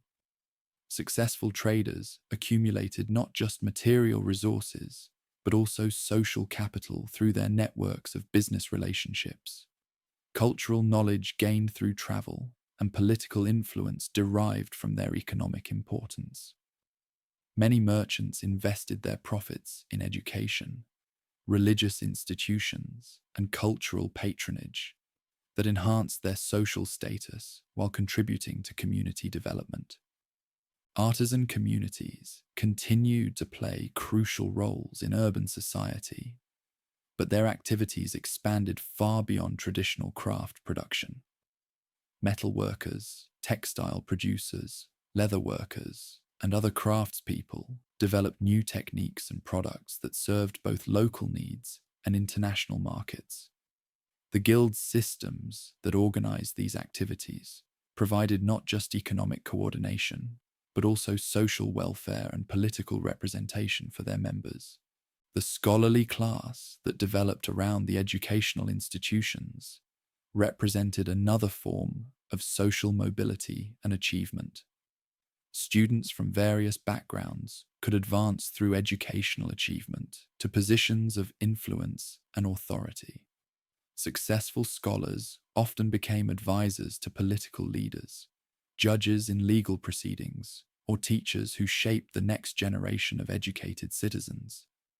Women's roles in these urban societies reflected the empire's broader commitment to gender equity, while also adapting to the specific opportunities and challenges of city life. Female merchants operated extensive business networks that connected local producers with distant markets.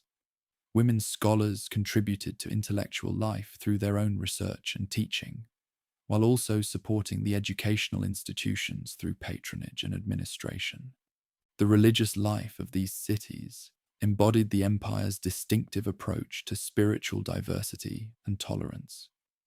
Islamic institutions flourished with government support, but traditional African religious practices continued to play important roles in community life.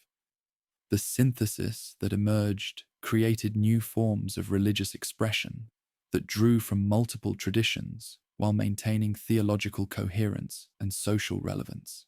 Islamic scholarship reached remarkable levels of sophistication, with local scholars making original contributions to theology, law, and other fields that gained recognition throughout the Islamic world. The madrasas associated with major mosques provided formal religious education that prepared students for careers in religious leadership, while also offering basic literacy and numeracy training that served broader educational needs. Traditional religious practices adapted to urban environments while maintaining their essential spiritual functions. Seasonal festivals continued to mark important agricultural cycles and community milestones.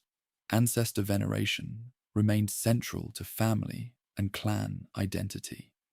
Sacred sites within and around the cities received protection and maintenance that preserved their ritual significance. The syncretic practices that emerged from this religious diversity created distinctive forms of spiritual expression that became characteristic of imperial culture. Architectural elements from different traditions were combined in religious buildings. Ritual practices incorporated elements from multiple spiritual systems. Religious authorities from different traditions often collaborated in community ceremonies and conflict resolution. Daily life in these great cities reflected unprecedented levels of prosperity and cultural sophistication for ordinary citizens. Markets offered goods from throughout the known world, creating consumer choices that had previously been available only to ruling elites. Educational opportunities provided pathways for personal advancement and intellectual development. Cultural institutions offered entertainment and enrichment that enhanced quality of life. Housing standards improved dramatically as construction techniques advanced and economic prosperity increased. Multi-story buildings became common in commercial districts, while residential areas featured houses built around courtyards that provided privacy and comfort for extended families. Sanitation systems were developed that maintained public health even as population density increased. Dietary diversity expanded as trade networks brought new foods and cooking techniques to urban markets. Local agricultural products were supplemented with imported spices, dried fruits, and other luxury foods that had previously been available only to wealthy elites. Cooking traditions evolved to incorporate these new ingredients, while maintaining distinctive local flavors and preparation methods. Clothing and personal adornment reflected both increased prosperity and cultural exchange. Local textile traditions were enhanced with imported materials and techniques. Jewelry and decorative arts incorporated designs and materials from throughout the commercial networks. Fashion became a form of cultural expression that reflected both individual taste and social status. The intellectual life of these cities represented one of the most remarkable achievements of medieval African civilization. The combination of extensive libraries, diverse scholarly communities, and supportive institutional frameworks created environments where knowledge flourished and original thinking was encouraged and rewarded. Scientific investigation advanced through the systematic study of mathematics, astronomy, medicine, and natural philosophy. Local scholars made observations and calculations that contributed to the broader development of Islamic science, while also addressing practical problems relevant to African conditions. Medical knowledge was particularly important, given the health challenges posed by urban populations and long-distance travel. Literary production flourished as poets, chroniclers, and other writers found patronage and audiences for their work. Historical writing preserved the empire's remarkable story, while also contributing to broader understanding of African societies and achievements. Poetry and fiction explored themes of love, heroism, and spiritual development that resonated with diverse audiences. Legal scholarship addressed the complex challenges of governing diverse populations under unified legal systems. Scholars worked to reconcile different legal traditions while developing new approaches to commercial law, criminal justice, and family relations. The legal innovations that emerged influenced jurisprudence throughout West Africa and beyond. By 1400, these great cities had established themselves among the most sophisticated urban centers in the medieval world. Their achievements in architecture, education, commerce, and culture rivaled those of contemporary cities in Europe, the Middle East, and Asia. The intellectual and cultural innovations that emerged from these urban environments would influence African development for centuries, while also contributing to the broader advance of human knowledge and achievement. The transformation of the empire from a military confederation into a sophisticated urban civilization represented one of the most remarkable achievements in medieval history. The cities that emerged during this golden age demonstrated that African societies could create and sustain complex institutions that supported both material prosperity and cultural achievement on a scale that commanded international respect and admiration. The death of the great emperor in 1337 marked the end of an era that had seen the transformation of a regional kingdom into a global power. His passing left behind an inheritance that was both magnificent and precarious. Vast territories unified under sophisticated institutions, but also an enormous political structure that required exceptional leadership to maintain cohesion across such diverse populations and distances. The succession crisis that followed revealed the first serious weakness in the governmental systems that had served so effectively during the previous century. Unlike the smooth transitions that had characterized earlier periods, the transfer of power after 1337 sparked disputes that would weaken central authority for decades. Multiple claimants emerged from the royal family, each supported by different factions within the political elite and different regional power bases throughout the territories. The traditional succession principles established by the founder had worked well when the royal family was relatively small and the political elite remained unified around shared goals and values.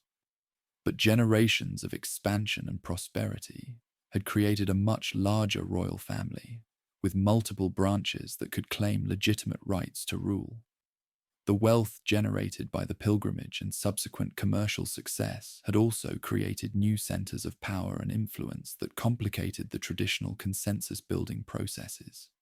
Regional governors, who had grown accustomed to considerable autonomy during the height of expansion, began asserting even greater independence as central authority wavered.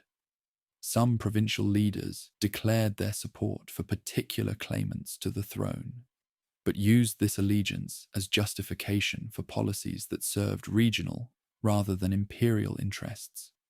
Others remained nominally loyal while effectively governing their territories as independent kingdoms. The consequences of this political fragmentation became apparent almost immediately. Tax collection became irregular as provincial administrators prioritized local needs over imperial obligations. Military recruitment suffered as regional leaders retained forces for their own purposes, rather than contributing to imperial defense. Commercial regulation broke down as different provinces implemented contradictory policies that disrupted trade networks and created new sources of conflict. The succession disputes also exposed deeper tensions within the political system that had been masked by the remarkable success of previous decades. The inclusive governance that had been a source of strength during expansion became a source of weakness when consensus broke down. Traditional elites who had accepted imperial rule while maintaining local authority began questioning whether continued participation in the imperial system served their interests. Religious tensions that had been successfully managed through policies of tolerance and accommodation began surfacing as different factions sought to gain advantage through appeals to particular communities. Some claimants emphasized their Islamic credentials to gain support from scholarly and merchant communities, while others appealed to traditional beliefs to strengthen their position among rural populations. The economic problems that emerged during this period of political instability were compounded by external pressures that challenged the commercial foundations of imperial power. The most serious threat came from the expanding Songhai kingdom centered around Gao, which had grown increasingly powerful and ambitious under the leadership of the Sunni dynasty. Songhai's challenge to imperial dominance was both economic and political. The kingdom controlled strategic positions along the Niger River that allowed it to disrupt the trade routes that had been crucial to imperial prosperity. Songhai merchants began offering alternative commercial networks that bypassed imperial territories, while Songhai military forces threatened imperial control over key commercial centers. The cultural and political appeal of Songhai's challenge went beyond simple economic competition. The kingdom represented a different model of African governance that emphasized military prowess and cultural unity over the inclusive diversity that had characterized imperial rule. Some populations that had become restive under imperial authority found this alternative attractive, particularly groups that felt their interests had been subordinated to broader imperial goals. The loss of Timbuktu to Songhai forces around 1433 represented more than just military defeat. It symbolized the breakdown of the imperial system that had created one of medieval Africa's greatest centers of learning and commerce. The fall of such an important city demonstrated that the imperial government could no longer protect its most valuable assets, encouraging other regions to seek accommodation with rising powers rather than remaining loyal to a weakening center. The Tuareg incursions that intensified during this period represented another external challenge that exploited imperial weakness while creating new sources of instability.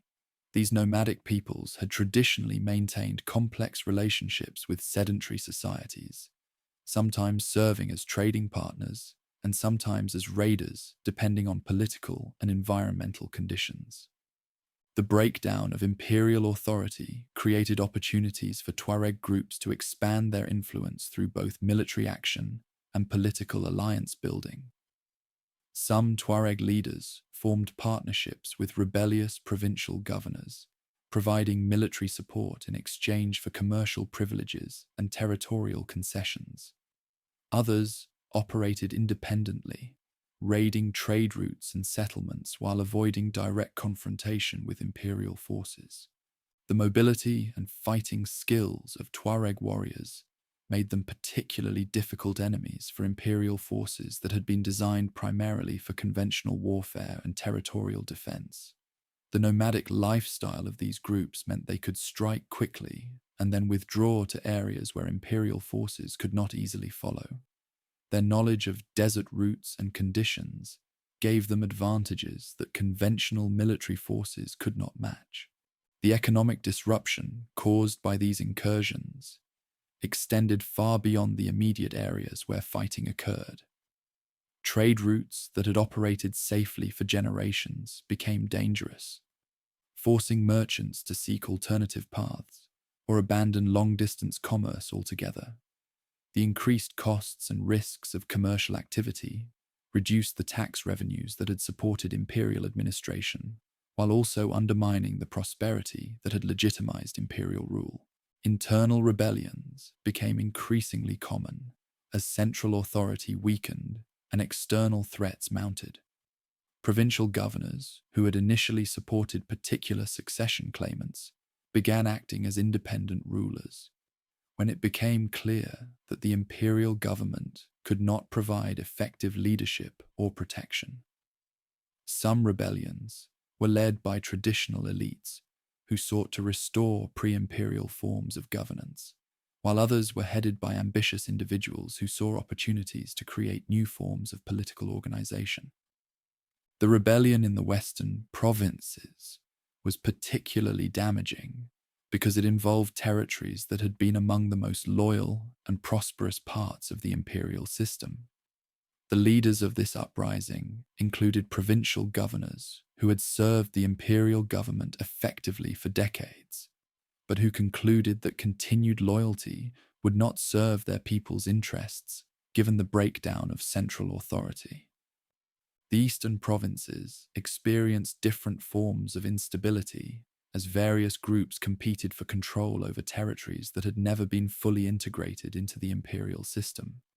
Some areas reverted to traditional forms of political organization, while others became contested zones where different claimants fought for dominance without establishing stable governance.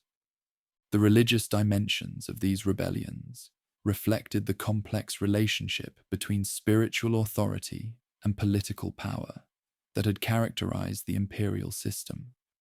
Some rebel leaders appealed to traditional religious authorities to legitimize their opposition to imperial rule, arguing that the government had abandoned the spiritual principles that had originally justified its authority. Islamic scholarly communities found themselves in particularly difficult positions, as different factions claimed to represent authentic Islamic governance, while pursuing policies that served narrow political interests. The breakdown of the patronage systems that had supported scholarly institutions created economic pressures that forced many intellectuals to seek new sources of support, often requiring them to take sides in political conflicts. Environmental pressures that had always challenged imperial administration became more severe as political instability reduced the government's capacity to respond effectively to natural disasters and climate variations. The Sahel region experienced a series of severe droughts during the 14th and 15th centuries that disrupted agricultural production and forced large-scale population movements. The imperial government had previously managed such environmental challenges through coordinated responses that moved resources from surplus areas to regions experiencing shortages. But the breakdown of central authority meant that provincial administrators prioritized local needs over broader imperial coordination, reducing the effectiveness of disaster response and increasing the severity of environmental impacts. Climate stress interacted with political instability to create cascading problems that overwhelmed the imperial system's capacity for adaptation. Populations fleeing from drought-stricken areas created pressures on resources in regions that were already struggling with political and economic disruption. Competition for scarce resources generated conflicts between different communities that further undermined political stability. The disruption of agricultural production had particularly severe effects on urban populations that depended on rural surpluses for food security. Cities that had grown large during the period of imperial prosperity found it increasingly difficult to maintain their populations, as food supplies became unreliable and expensive. Some urban centers experienced significant population decline as residents migrated to rural areas where they could engage in subsistence farming. Trade networks that had been carefully developed over generations began fragmenting as political instability and environmental pressures made long-distance commerce increasingly risky and unprofitable. Merchants who had invested heavily in commercial relationships and infrastructure found their assets becoming worthless as routes became unsafe and markets became unreliable. The breakdown of commercial networks had multiplier effects throughout the imperial economy. Craft producers who had specialized in goods for long-distance trade found their skills and products no longer in demand. Communities that had developed around commercial activities experienced economic decline that forced residents to seek alternative livelihoods. The tax revenues that had supported imperial administration declined as commercial activity decreased. Currency systems that had facilitated trade across vast distances became less useful, as political fragmentation reduced the areas where particular forms of money were accepted. The imperial government's ability to maintain stable monetary policy was undermined by its reduced control over tax collection and commercial regulation. Some regions began developing their own currency systems, further fragmenting the economic integration that had been a source of imperial strength. The military forces that had been instrumental in creating and maintaining the imperial system proved inadequate for dealing with the new challenges that emerged during this period of decline. The imperial army had been designed primarily for conventional warfare and territorial conquest, but the threats now facing the government required different capabilities. Dealing with nomadic raiders required mobility and desert warfare skills that conventional imperial forces lacked. Suppressing rebellions in diverse provinces required local knowledge and cultural sensitivity that centralized military organizations could not easily provide. Protecting trade routes required maintaining security across vast areas with limited resources and uncertain political support. The recruitment systems that had provided reliable military manpower during periods of expansion became problematic when central authority weakened. provincial governors who controlled recruitment began retaining forces for their own purposes rather than contributing to imperial defense. The loyalty of military units became questionable when soldiers faced conflicts between imperial orders and local interests. The financial resources necessary to maintain effective military forces became increasingly scarce as tax revenues declined and competing priorities multiplied. The imperial government faced difficult choices between funding military campaigns to suppress rebellions, investing in infrastructure to maintain economic activity, and supporting the diplomatic initiatives necessary to preserve political relationships. Administrative systems that had been marvels of organization and efficiency during the height of imperial power began breaking down as the political and economic foundations that supported them eroded. The bureaucracy that had managed affairs across vast territories required stable funding, clear lines of authority, and reliable communication systems, all of which became problematic as central authority weakened. Provincial administrators found themselves caught between imperial directives that might not serve local interests and local pressures that conflicted with imperial policies.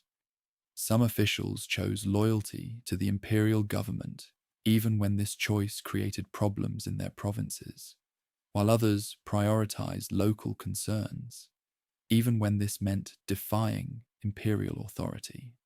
The legal systems that had provided consistent governance across diverse populations became less effective as political fragmentation created competing sources of authority. Provincial courts began applying different interpretations of imperial law, while some regions reverted to traditional legal systems that had been superseded during the period of imperial expansion. Communication networks that had enabled coordination across continental distances became less reliable, as political instability and military threats made travel dangerous.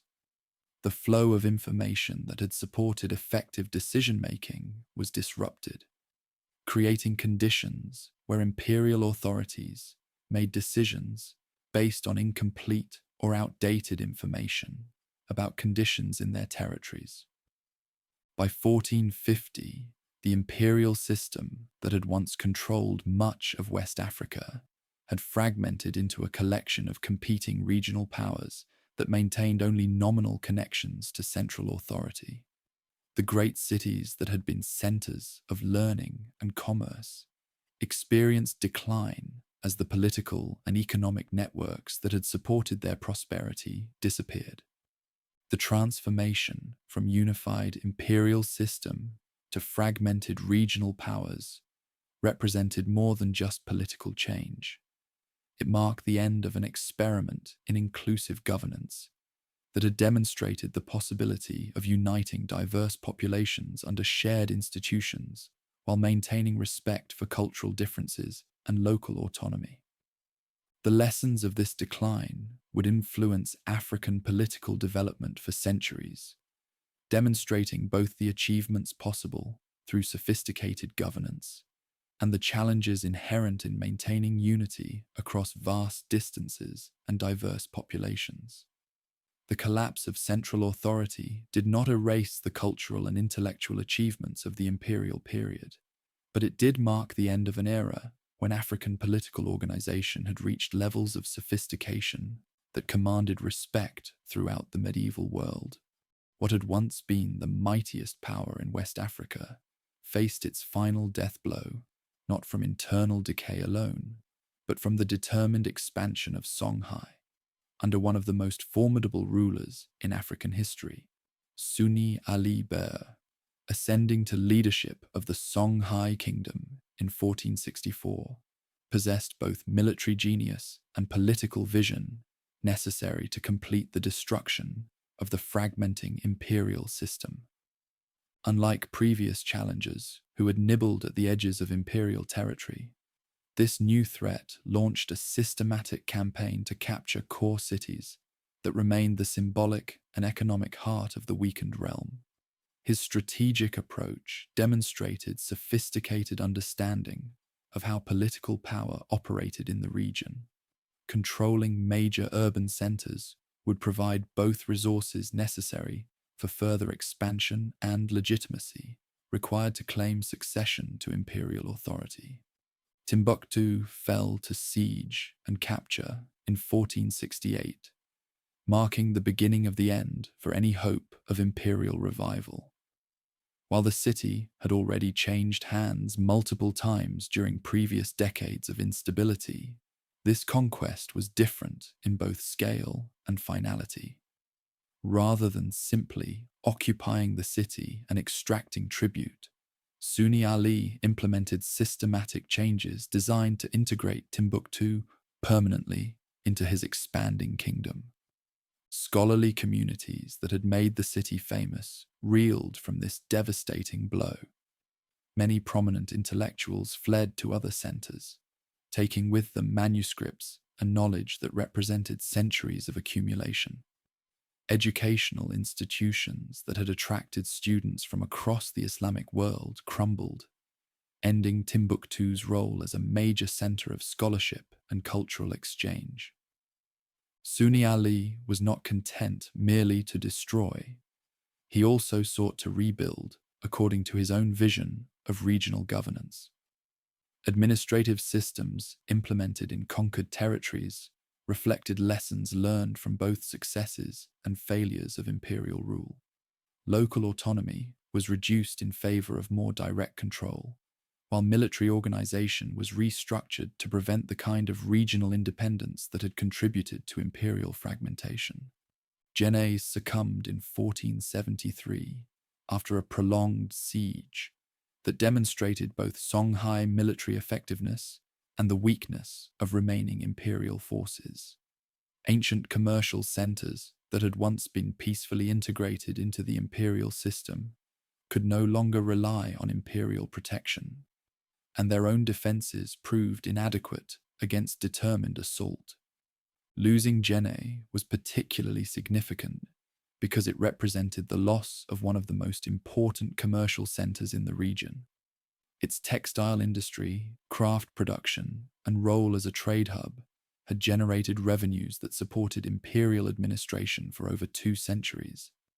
Capturing the city gave Songhai control over economic resources that could fund further expansion while depriving imperial loyalists of crucial sources of support. Military campaigns that brought down these great cities revealed how warfare had evolved in the region during the period of imperial decline. Songhai forces combined traditional African military techniques with innovations borrowed from North African and Middle Eastern sources. Cavalry units provided mobility and shock power, while infantry forces employed siege techniques that could overcome urban fortifications.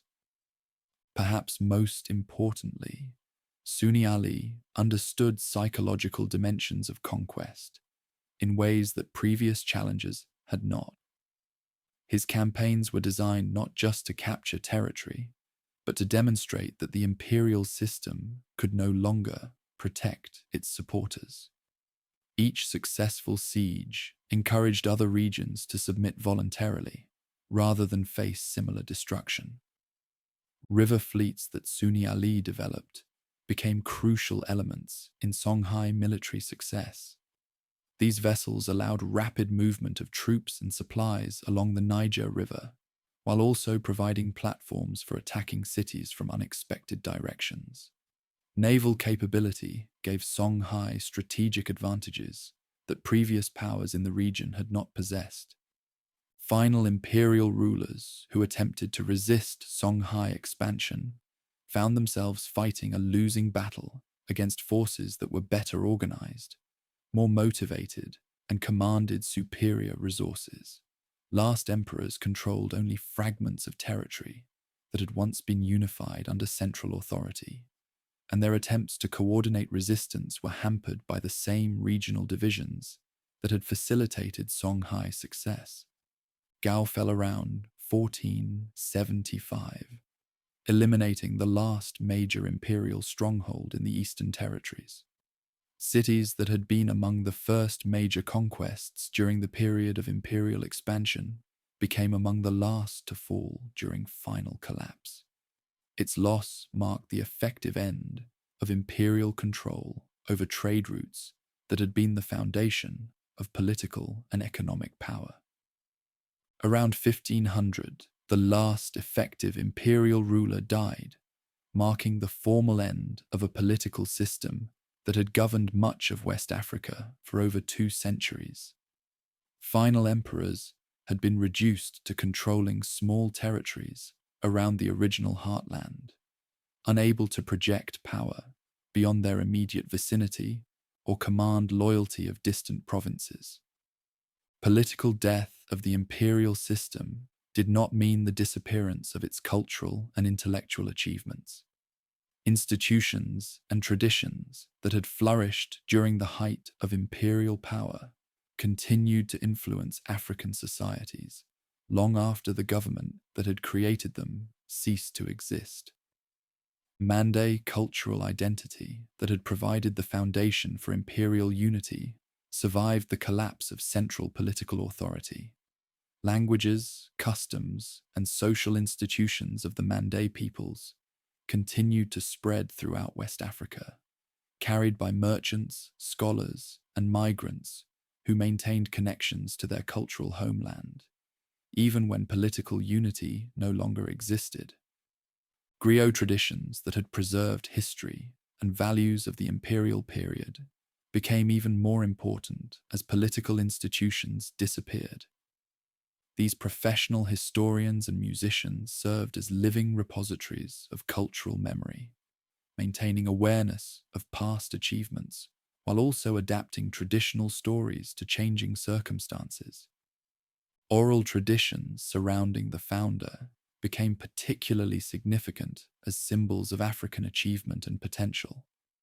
Epic stories bearing his name continued to be performed throughout the region, inspiring future generations with examples of leadership, courage, and political innovation. Values embodied in the founding charter remained influential guides for political and social organization.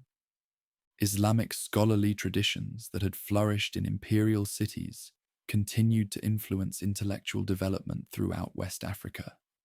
Scholars who had been trained in Timbuktu, Djenné, and other centers carried their knowledge to new locations, establishing schools and libraries that maintained connections to the broader Islamic world while serving local educational needs.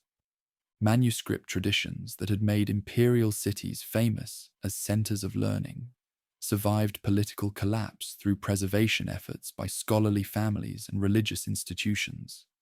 Thousands of manuscripts were hidden or transported to safety, maintaining collections that would eventually be rediscovered by modern scholars and provide evidence of remarkable intellectual achievements. Architectural styles that had emerged during the imperial period continued to influence building traditions throughout the region. Distinctive mosque architecture of Timbuktu and Djenné became models for religious buildings in other areas, while urban planning techniques developed in imperial cities informed the layout of later settlements. Commercial practices and networks that had been developed during the imperial period adapted to new political circumstances, but maintained many of their essential characteristics.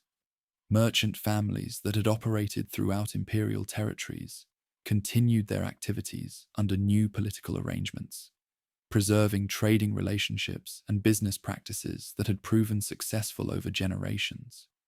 Legal traditions that had been synthesized during the imperial period continued to influence dispute resolution and social organization throughout the region. Combinations of traditional African law, Islamic jurisprudence, and imperial precedent created legal frameworks that remained relevant even when central political authority disappeared. Agricultural and technological innovations that had supported imperial prosperity were preserved and transmitted by farming communities and craft guilds. Techniques for crop cultivation, metalworking, textile production, and other essential activities continued to develop and spread throughout the region, maintaining economic foundations that had supported political and cultural achievements. Encounters between surviving remnants of imperial culture and European explorers and colonizers would prove crucial for shaping global understanding of African achievements. When Portuguese explorers began reaching the West African coast in the 15th century, they encountered societies that had been shaped by centuries of imperial influence. Accounts written by these early European visitors provide some of the first written descriptions of African societies that had been largely unknown to European audiences. While these accounts were often biased and incomplete, they also contained recognition of African achievements that challenged prevailing European assumptions about the continent and its peoples. Arab chroniclers, who had documented the Great Pilgrimage and its aftermath, provided additional sources of information about imperial achievements that would eventually reach European audiences. These accounts, combined with European observations, created awareness of African political and cultural accomplishments that influenced later historical scholarship.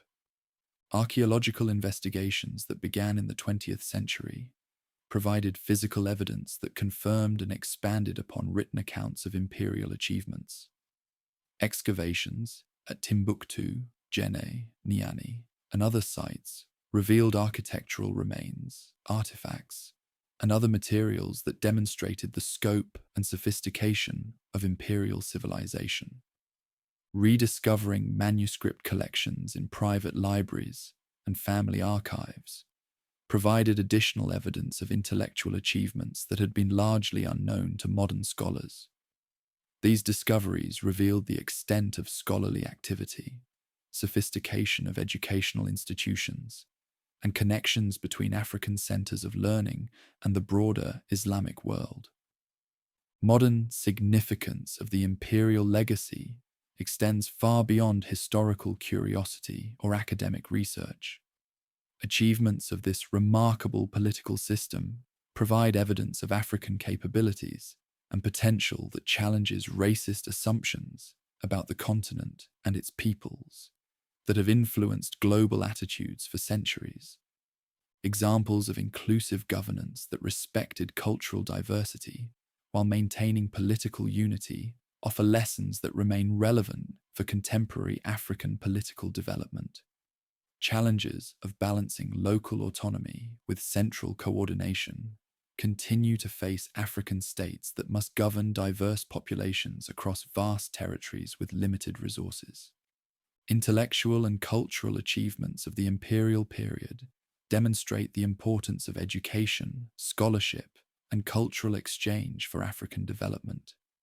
Libraries, schools, and scholarly communities that flourished during the height of imperial power provide models for contemporary efforts to promote education and intellectual development throughout the continent.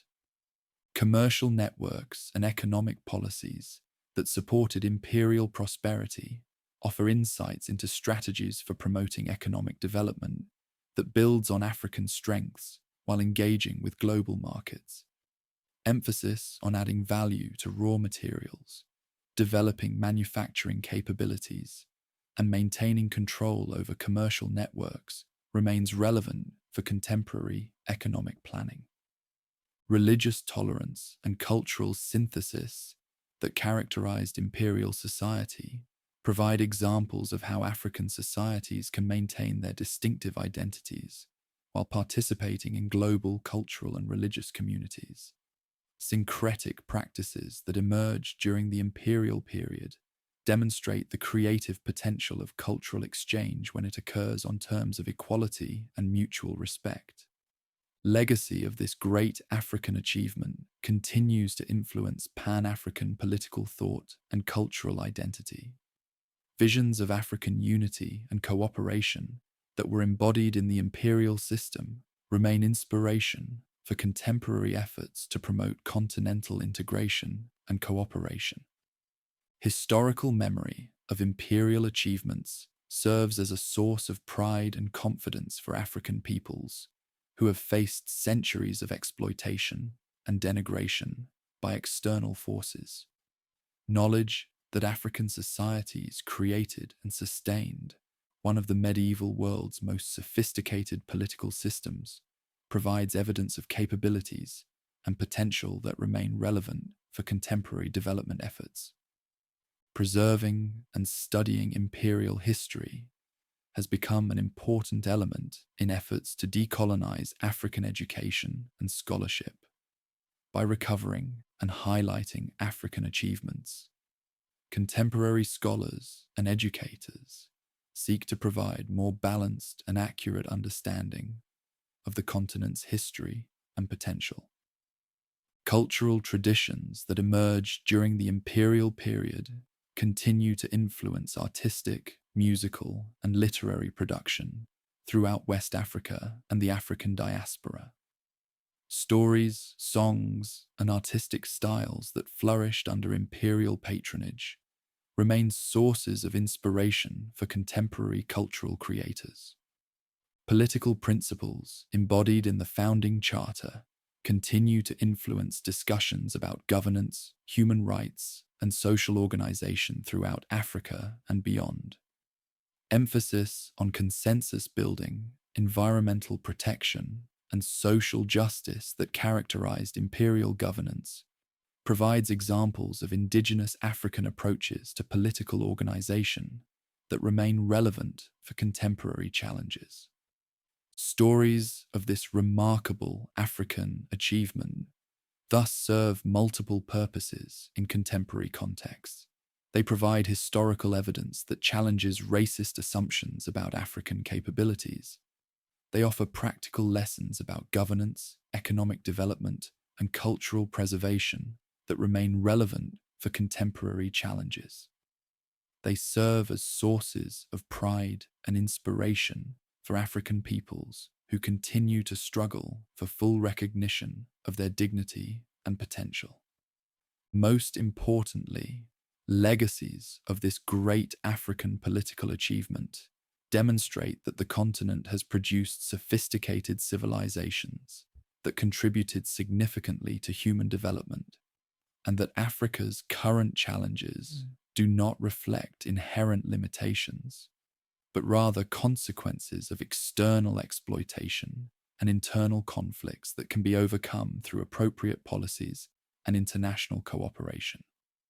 Memory of what was once achieved continues to inspire hope for what might be achieved again under more favorable circumstances, making stories of this remarkable African success not just chapters in ancient history, but living inspiration for contemporary efforts to realize Africa's full potential in the modern world.